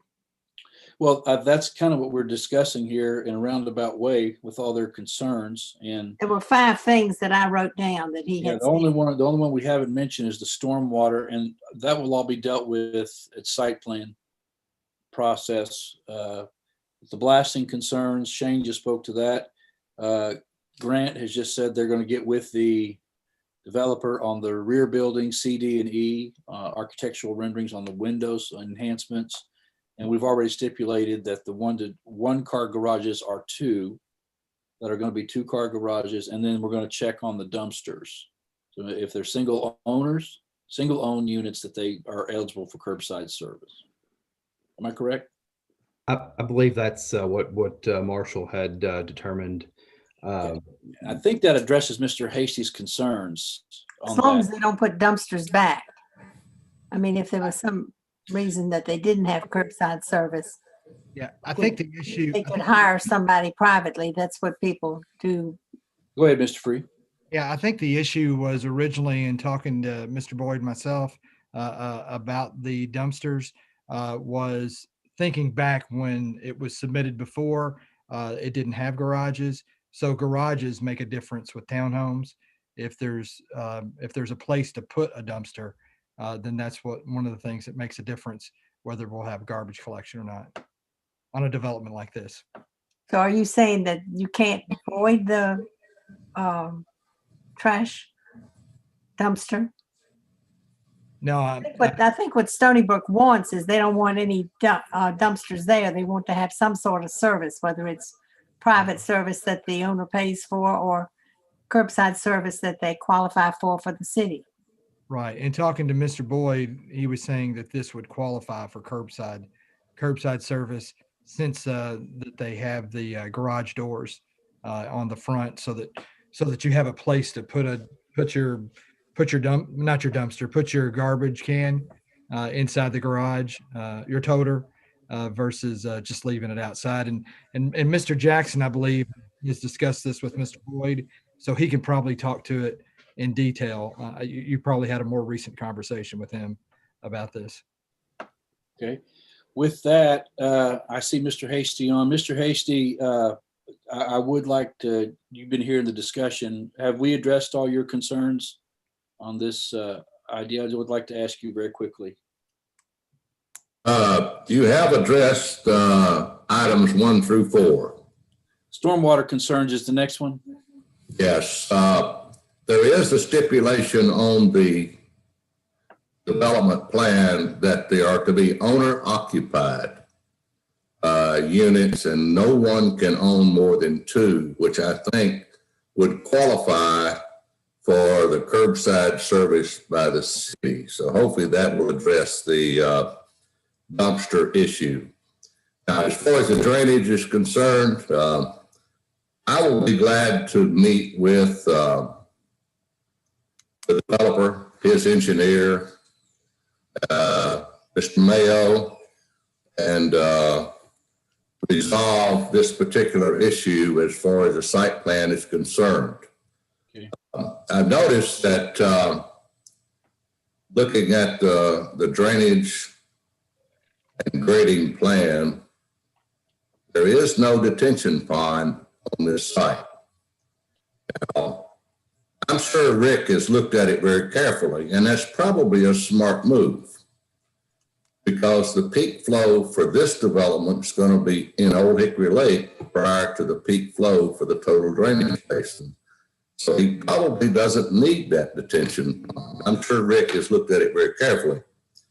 However, in lieu of him not having to do a detention pond, I think, this is my opinion, that some improvements to the drainage along the joint property line, getting the drainage over to the major channel and to the box culvert would be an asset and a good trade-off for a detention pond. But I'm willing to, at a later date with a site plan, work with the developer, his engineer, and Rick and get that issue resolved. Well, thank you, Mr. Hasty. I think that's the best move. And but what I want to reiterate is that these concerns, all these concerns are going to be dealt with. And with what you just said, before the site plan comes back to us, we can have these things answered. How's that sound? Good. Okay. And I want to make sure when that's addressed, if this moves forward and it's addressed, I want to make sure we don't do anything to eliminate or really disturb that buffer, the tree line buffer that's along that area, because we want to do both. We want to enhance the drainage, but we definitely don't want to clear cut that buffer back there because that's going to be important to maintain. Mr. Chairman. Yeah. One more comment, then we got to move on. Okay, go ahead. Okay, I agree with Keith. We don't want to do anything that will disturb the existing tree line or the developer's proposed buffer along the joint property line. The changes that we are proposing on the drainage would be between this developer and the railroad tracks and would not really impact the buffer to our subdivision and really would in fact enhance the buffer between us and Mr. Jackson's development, we think. And let me just say, you mentioned it, and I thought I'd heard that before, but careful concern has to be given. Anytime you mention railroad, we can't deal with that. That is not a matter that the city can deal with. It's a railroad issue. They're their own governmental structure. So depending on that. I agree with that, but I think what we're proposing is something that can be done outside of the railroad right of way. That's all I needed to hear. Yeah. That's all I needed to hear. When you say that, I went, oh. Okay. Any more questions or comments from Ms. Silkwood, please? Thank you, Mr. Chairman. So taking a step back to an earlier discussion, looking at the permitted uses for the portion that's the general commercial PD, the request to rezone that portion, yes. Would the developer be okay if we were to remove the vacation rentals for permitted uses from that parcel? Grant? I know that was something that was discussed with him at some point. We've had several discussions over the course of the last year since that original proposal back last year. With this, they have improved a lot of things, but as far as the vacation rentals, that would be I think Sean Jackson is on this. I see him. And that might be a better question for him to So answer. Sean, let's, well, we're just at it, flow of conversation here. Ms. Silkwood poses a great question. Why don't you give us an answer on that, please? Sean, Hold on a second. I messed up something here. you there? Okay. Hold on. Okay. There you go. Hey, yes, there. Good evening, Mr. Chairman, members of the Planning Commission and city staff. That I'm not necessarily opposed to that. I mean, honestly, it's really kind of hard with what we've got going on right here to kind of figure out who the future user is going to be there. I don't really see that that's going to be some kind of vacation rental spot ultimately. But I don't know if that kind of defers anything with the future of a hotel or something like that either. I don't know if that classifies in the same category or not. No, it doesn't. It's a use, isn't it, that's on the list there? Am I correct? It's a hotel. A hotel is on the list. Yeah, it's a separate use. When we had, are you there? Can you hear me? When we had first talked with staff on that, and we were kind of discussing trying to clear up the commercial development, the PUD there, they were saying that would still stay there. So, I'm not sure if that's a deciding factor, but that's just kind of what we were going off and why it was still there, I guess. Right. That's why I'm asking if you would be willing to remove that, if we're willing to rezone that. It's your request. Like I said, I'm probably not opposed to it. So Yeah, I think actually, Sean, and this is Keith. Hey, buddy. Actually, that vacation rental, and Grant, tell me if I'm incorrect on this, but I think on the vacation rental, it was the one use that we said wasn't allowed because it was a recently new use, and all of your existing uses are all old grandfathered uses. Right. And I think from the conversation that I have, and, when we met up and we kind of went over, I think that meeting that we had, and you had highlighted the uses, that was one that was actually still highlighted as would move forward. Okay. So if there's a misunderstanding there, that's fine to go ahead and clear it up. I'm not opposed to taking it off there. So I think staff would we only listed that, sorry, but we only listed that just because we literally just went off the chart that you and I had went over in regards to that. So staff would be supportive of removing that use. Mr. Chairman? Yeah, Mr. If I'm not mistaken, we have already dealt with vacation rentals and they are limited to the town center area only. Right. So the vacation rentals has already been dealt with by the commission and by BOMA, and they are restricted to one area. So that would not be permitted regardless. I thought that they were permitted in general commercial.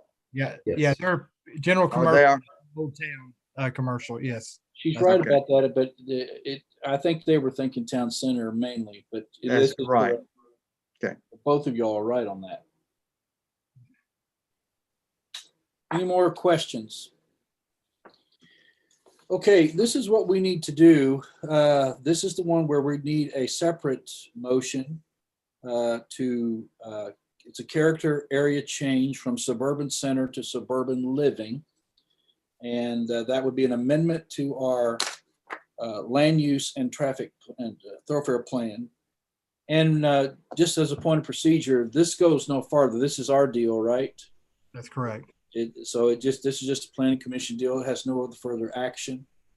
And this is a actual very minor change. Yeah, it's a good change. It's a good change. I would support it. But any other commissioners have any comments? If not, I would entertain a motion to accept with all staff comments and change the amendment to change this from suburban center to suburban living. So moved, Mr. Chairman. Mr. Lee makes the motion. Do we have a second? I'll second it. Second it. Ms. Beth. Ms. Longmire, I'm sorry. I don't have a last name tonight. I just. Okay. We have a first and a second. Make a motion. Any more discussion? All right. This is on the amendment from changing it to suburban center, suburban living. Ms. Beery, call the roll. Altizer, Yes. Bryant McCormick, Yes. Hardcastle, Yes. Hardwick, Yes. Lee, Yes. Longmire, Yes. Silkwood, Yes. Stringfellow, Yes. Woodcock, Yay. and Jenkins. Yes. That's all 10. Okay, very good. So it follows now that we are contingent upon the approval now. We just need a motion to accept the plan here with all staff comments. Jackson Townhomes. Anyone want to make that motion? And Somebody? and mention findings of fact. as Oh well. yeah, the findings of fact on there. Let me go down here and look at them. And Ms. Silkwood's request as well. Yeah. I'm looking at it right now. Hold on, guys.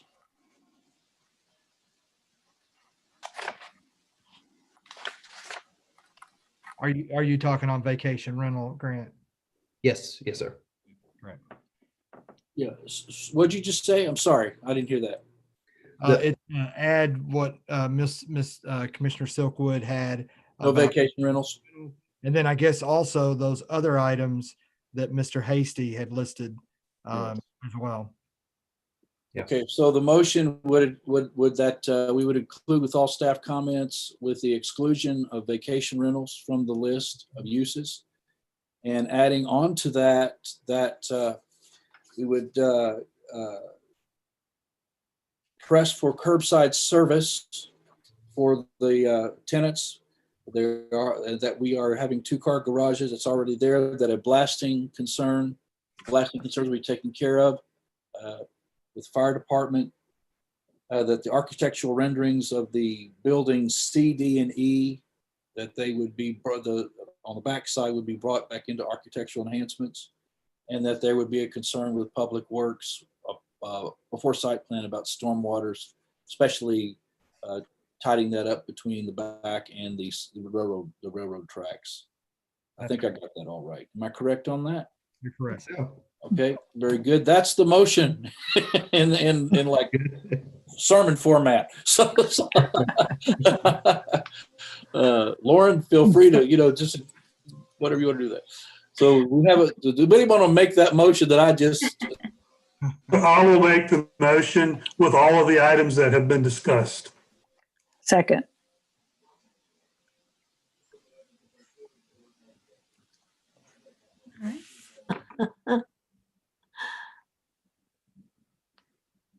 Lauren, call the roll. All right. Altizer, Yes. Bryant McCormick, Yes. Hardcastle, Yes. Hardwick, Yes. Lee, Yes. Longmire, Yes. Silkwood, Yes. Stringfellow, Yes. Woodcock, Yay. and Jenkins. Yes. All right, that's all 10. Okay, that is approved. All right, let's move on to site plans. And Timothy, you've got this one, Gaskin Office Complex. Thank you. This project is located on Laverne Circle, about a 1.7 acre tract of property zoned heavy commercial. It's to the east and the west of this property, and to the south is also zoned heavy commercial. And then to the north is the residential Millstone subdivision that's zoned MXRPD. This will be about a 16,000 square foot facility for warehousing and accessory office. They have agreed all staff comments. However, they are requesting a waiver. The city's building design standards do not allow metal or CMU block for exterior building walls, except that it does allow some split face block as a trim material for on a case-by-case basis.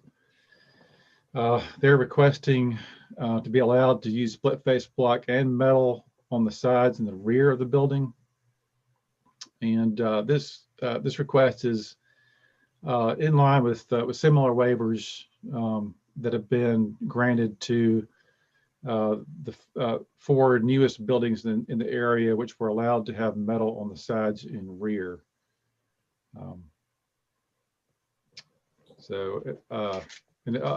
That image that Lauren has pulled up there, I'll just point out, as I said, this does back up to Millstone. Millstone has within it a significant open space there at the back that's about 100 feet at its narrowest, with trees in there. And then as part of this site plan, that they will also be providing on their own property a 20-foot landscape buffer. Have you stipulated what that landscape buffer will be? Yes, it's a type B buffer as required by our zoning ordinance. It's a 20-foot wide width buffer, and there's a specified number of evergreen trees and shrubs that have to be within that buffer. Okay. So that would essentially, as far as sight lines from the backyard, so to speak, they would not notice that. Correct. Okay. Where has this been used before? Split rock or split whatever? So this this is a older section of Hendersonville, known as the Saundersville Industrial Park. So back when it was developed, it was actually zoned industrial. So as it was developed, there were no building design standards at that time, and so most of the buildings there are older, and they are predominantly metal and plain CMU block. Some of them have some brick on the fronts, but most of the buildings in that area are CMU and metal. Okay. And how far is it from what I refer to as the industrial park? How far is it from that entrance to this? Isn't it right up the road from it? It is. I don't know about the exact distance. I would guess less than half a mile. Mm-hmm. Okay. Anything else, Timothy? That's it. Thank you. All right. Are they agreeing with all staff comments? Yes, they have. Okay. Any questions by commissioners? Do we have anybody from the applicant here that would like to speak in this site plan? This is Andy Leith, Greenlit Design. I just want to let you guys know that I'm here, but I don't have anything to add. Okay, thank you very much. All right, any more questions from commissioners to either Mr. Lee or Mr. Whitten? I hear no questions. Do we have a motion to approve this with all staff comments, this site plan? Motion to approve. Ms. Silkwood makes the motion. Do we have a second? I'll second. Second by Mr. Altizer. Any more discussion? Hearing none. Lauren, call the roll. Altizer, Yes. Bryant McCormick, Yes. Hardcastle, Yes. Hardwick, Yes. Lee, Yes. Longmire, Yes. Silkwood, Yes. Stringfellow, Yes. Woodcock, Yes. and Jenkins. Yes. All right, that's all 10. Okay, thank you very much. Now we move on to, and we're getting to the end here, free at last, almost. The Shackle Wash and Shine site plan, and Timothy can go over the site plan, but why don't you just bring us up to date where this plan is and what's transpired since the last time we dealt with this? Sure. So what the Planning Commission considered and denied on October 6th was adding the car wash use to the final development plan. If the Planning Commission had approved the add use that night, it then would have considered the site plan, which was later on that same agenda. The Planning Commission denied the use, and so that meant that the site plan could not be considered. So the applicant appealed the add use denial to BOMA. The site plan was not considered by BOMA, could not be considered by BOMA because site plans are only heard by the Planning Commission. So BOMA approved the ad use. At the same time, they struck Public Works staff comments numbers 3, 5, and 6, which are listed there on your staff report. So by removing those particular staff comments, the zoning of this particular lot is such that they do not have to do those particular things. So that's basically baked into the zoning. It's part of that FDP now. So now the site plan is before you for the first time.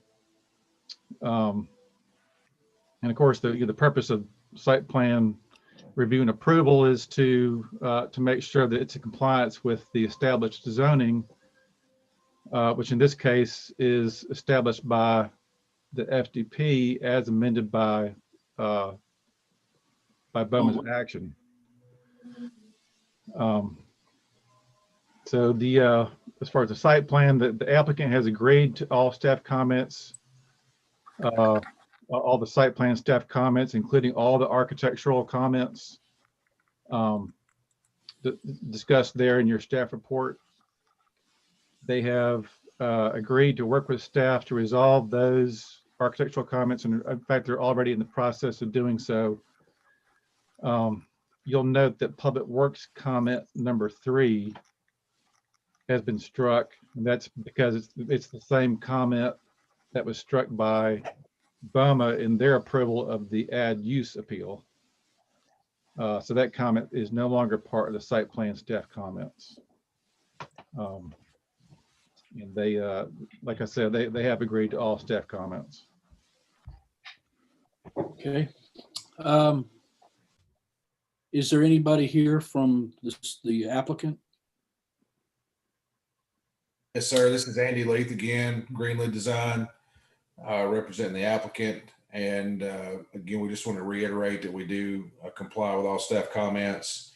I understand that future development of this triangle, as it's called, will warrant some of the traffic improvements that were suggested with the previous staff comments.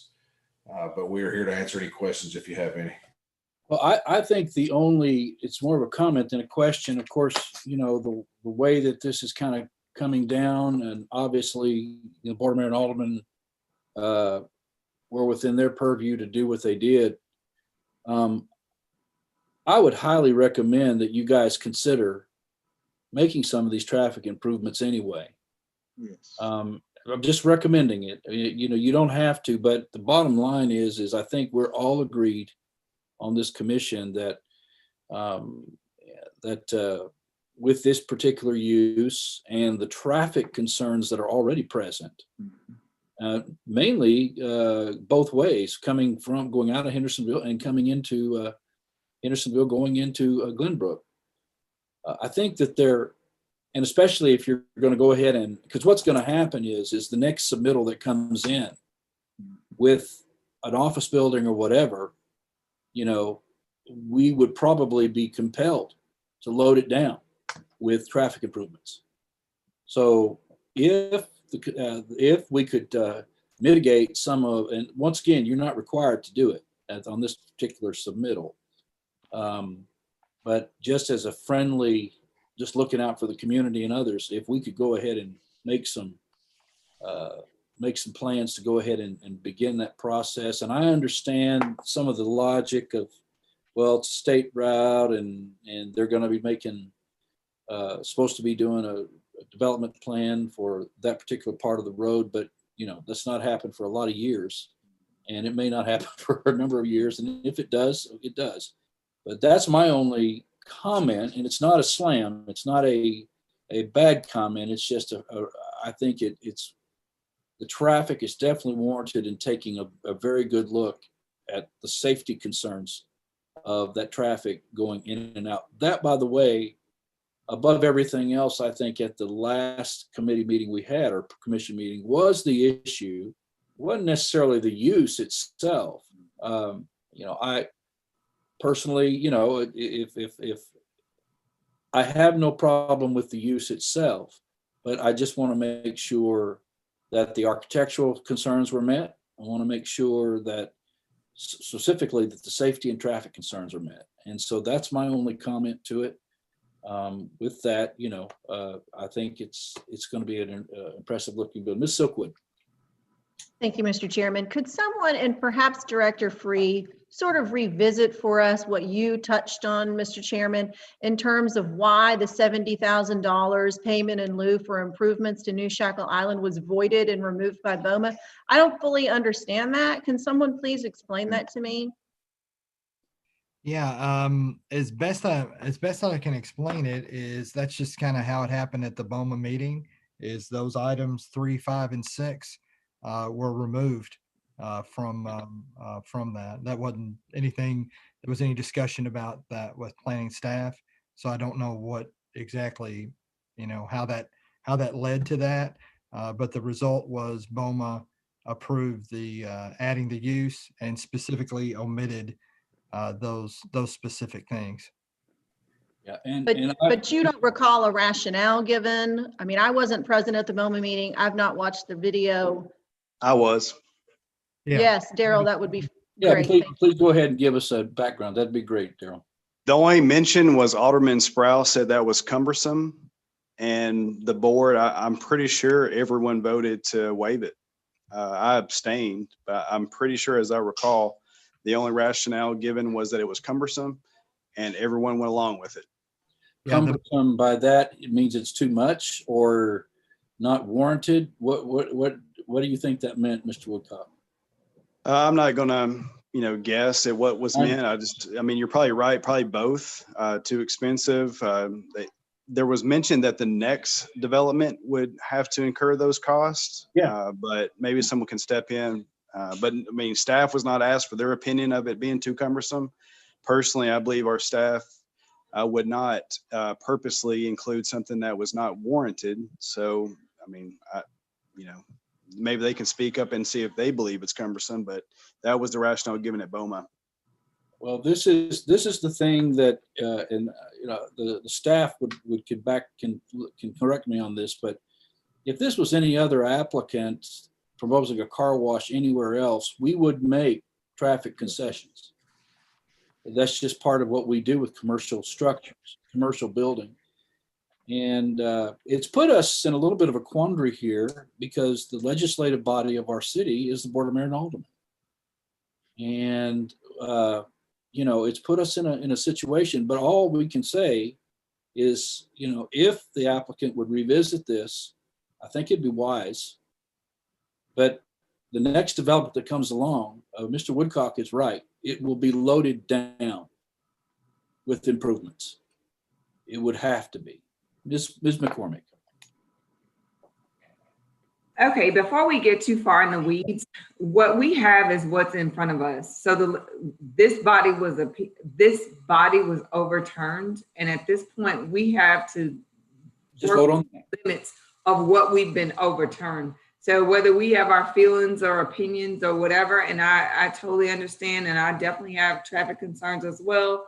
What we're faced with is what we have here, and we have an applicant who has agreed with all staff comments. So based upon that, I move we approve this project with all staff comments.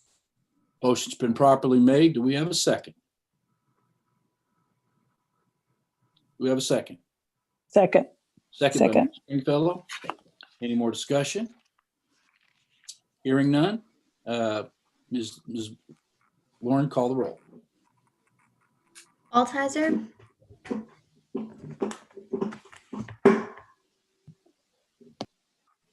Sorry about that. Yes. Brett McCormick, Yes. Hardcastle, Yes. Hardwick, No. Lee. Can I abstain from that? The developer did call me after our last meeting and I had discussions, so I feel like it would be inappropriate for me to vote on this matter. Okay. Longmire, Yes. Silkwood, No. Stringfellow, Yes. Woodcock, I will be abstaining also. And Jenkins. Yes. All right. All right, that is 6 and 2 and 2 abstentions. Okay, that passes. Mhm. Am I correct? Yes, sir. By the math, that passes. And once again, I would just like to say to Mr. Leith, if it wasn't just, we understand, and that's been done, and like it's been said, tall weeds and all. But I do believe that if you guys could consider something like that, it might save actually in the long run money on next submittal. So congratulations and good luck with it. Thank you. And I do understand what you're saying, and I'll definitely pass the sentiments along to my client. Yes. And they're by the way, they're friends of ours, and we appreciate all that they do for the community. Thank you all. Yeah. Okay, we go to the staff reviewed projects, and we have the Exxon BP canopy revision, the Glen Oak Dog Park, the Hendersonville Medical Center addition and renovations. We have Savannah Phase 5, Savannah Phase 6, Thornton's number 601 exterior model, and then the reviewed projects that are pending are Harbor Hill Section 2,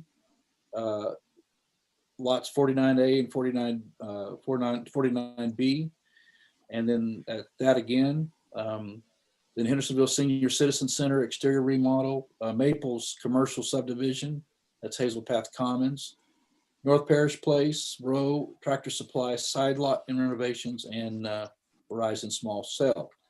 And those are, needs no action. No other is on the agenda. So Mr. Freed, Planning Director, comments.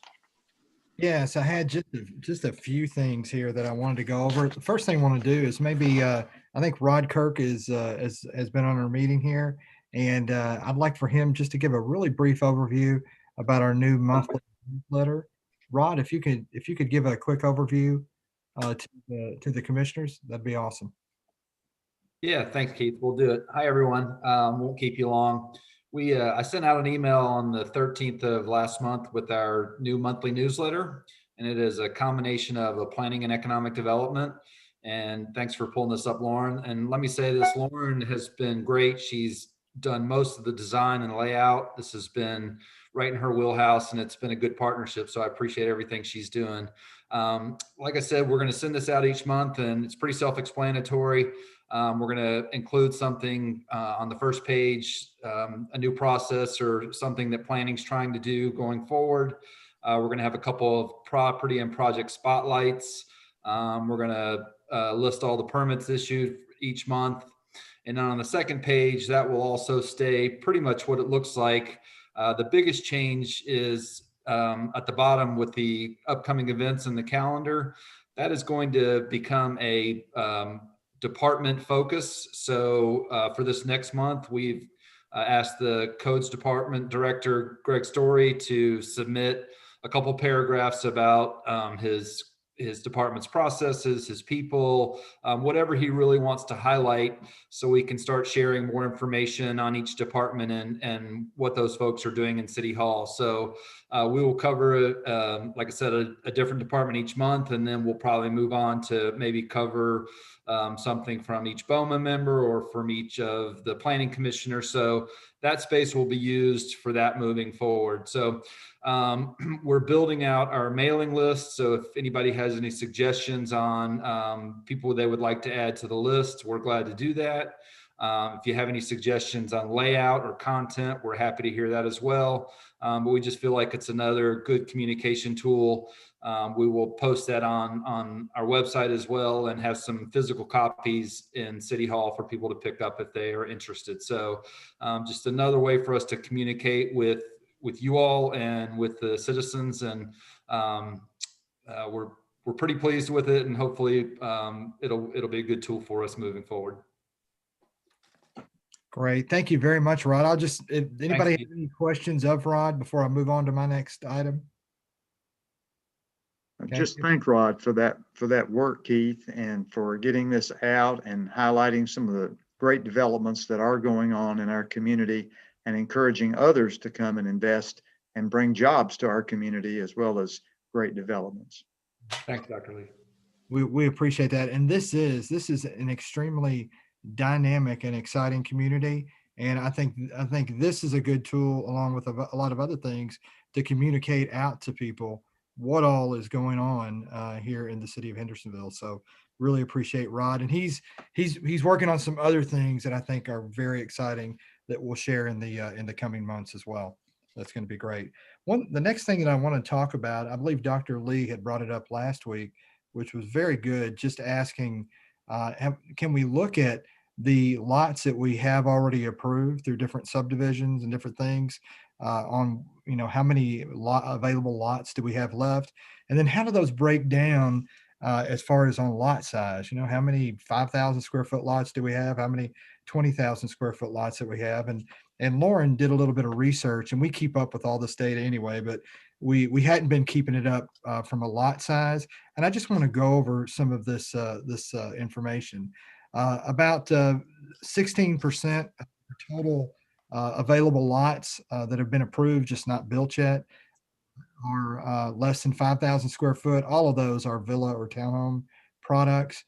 Between 5,000 and 8,500 square foot makes up about 33%, so about a third of the available lots, and about a third of those are also villa and townhome products. Then we get into a little bit larger size, 8,500 to 10,000, and 10,000 to 12,500 square feet.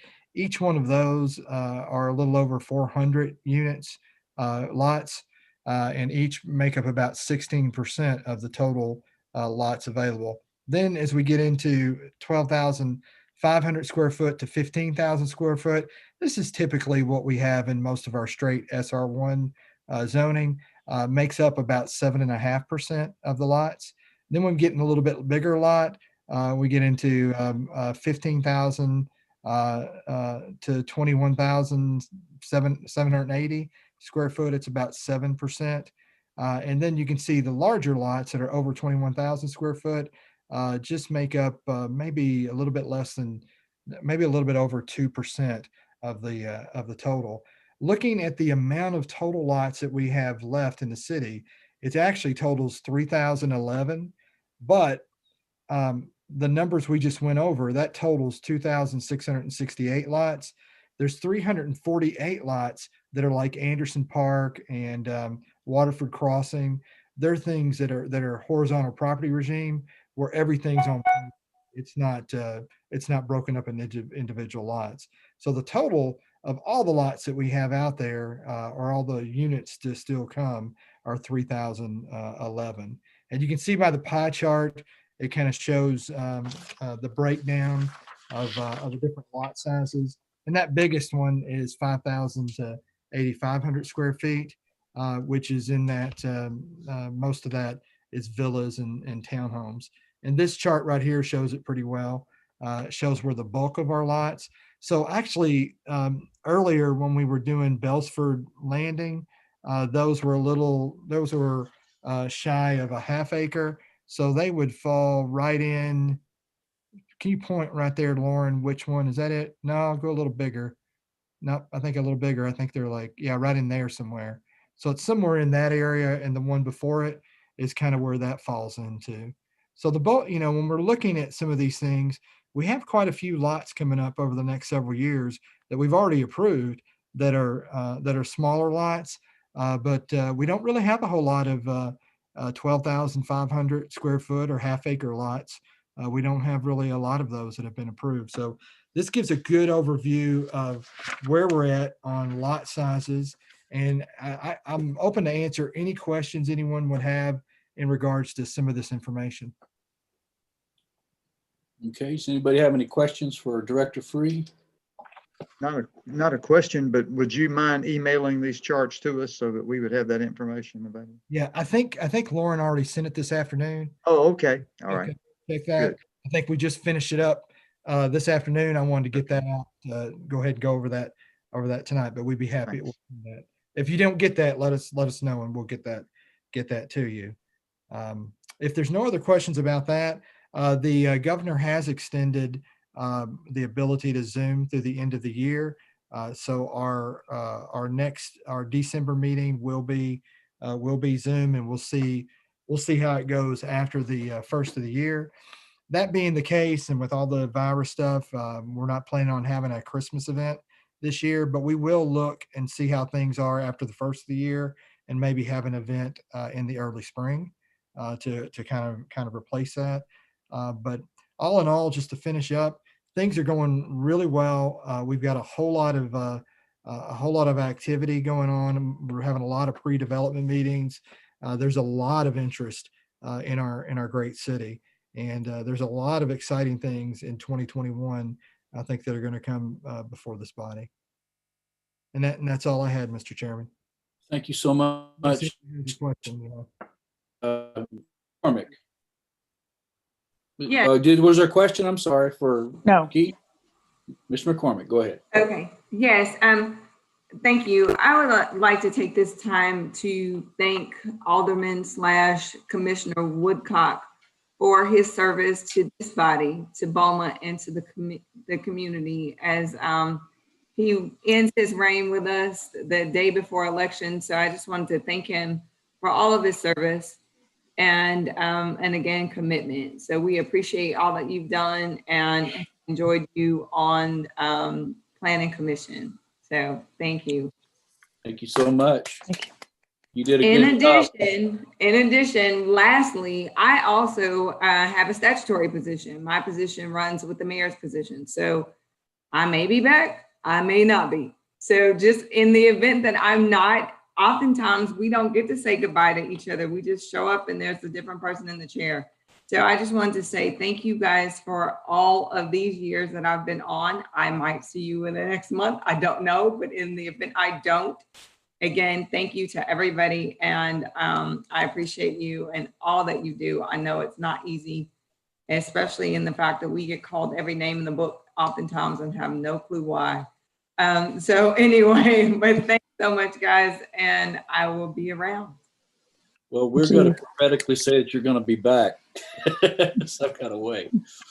But let me just say tonight was a very technical meeting, and I want to congratulate all of our commissioners for a job well done tonight. Very, very thoughtful questions. And, you know, it really does go to the main issue that I believe we're going to deal with even more as time goes on, and the hard, cold facts. And I think Director Free's comments to us tonight about lots really goes to prove that really what's happening is developers are wanting smaller size lots, obviously because of supply and demand and, you know, obviously money. But the same thing is that it's consistent with what's going on around all of our counties across the Middle Tennessee area. And it's just an issue that this commission is going to face, and our land use planning is very incredibly important. And I just want to thank all you commissioners for all that you've done. It's a great meeting tonight, and we're want to reiterate that we appreciate Daryl and Key. You're not done. We're not going to allow that to happen. So we think that. And with that, Ms. Stringfellow, you have a motion to make. Yes, I'd like to make a motion that we adjourn. We have a second. All in favor say aye. We're adjourned. Bye-bye. Bye. Bye. Thank you, David. Have a good night. Y'all too. Bye-bye.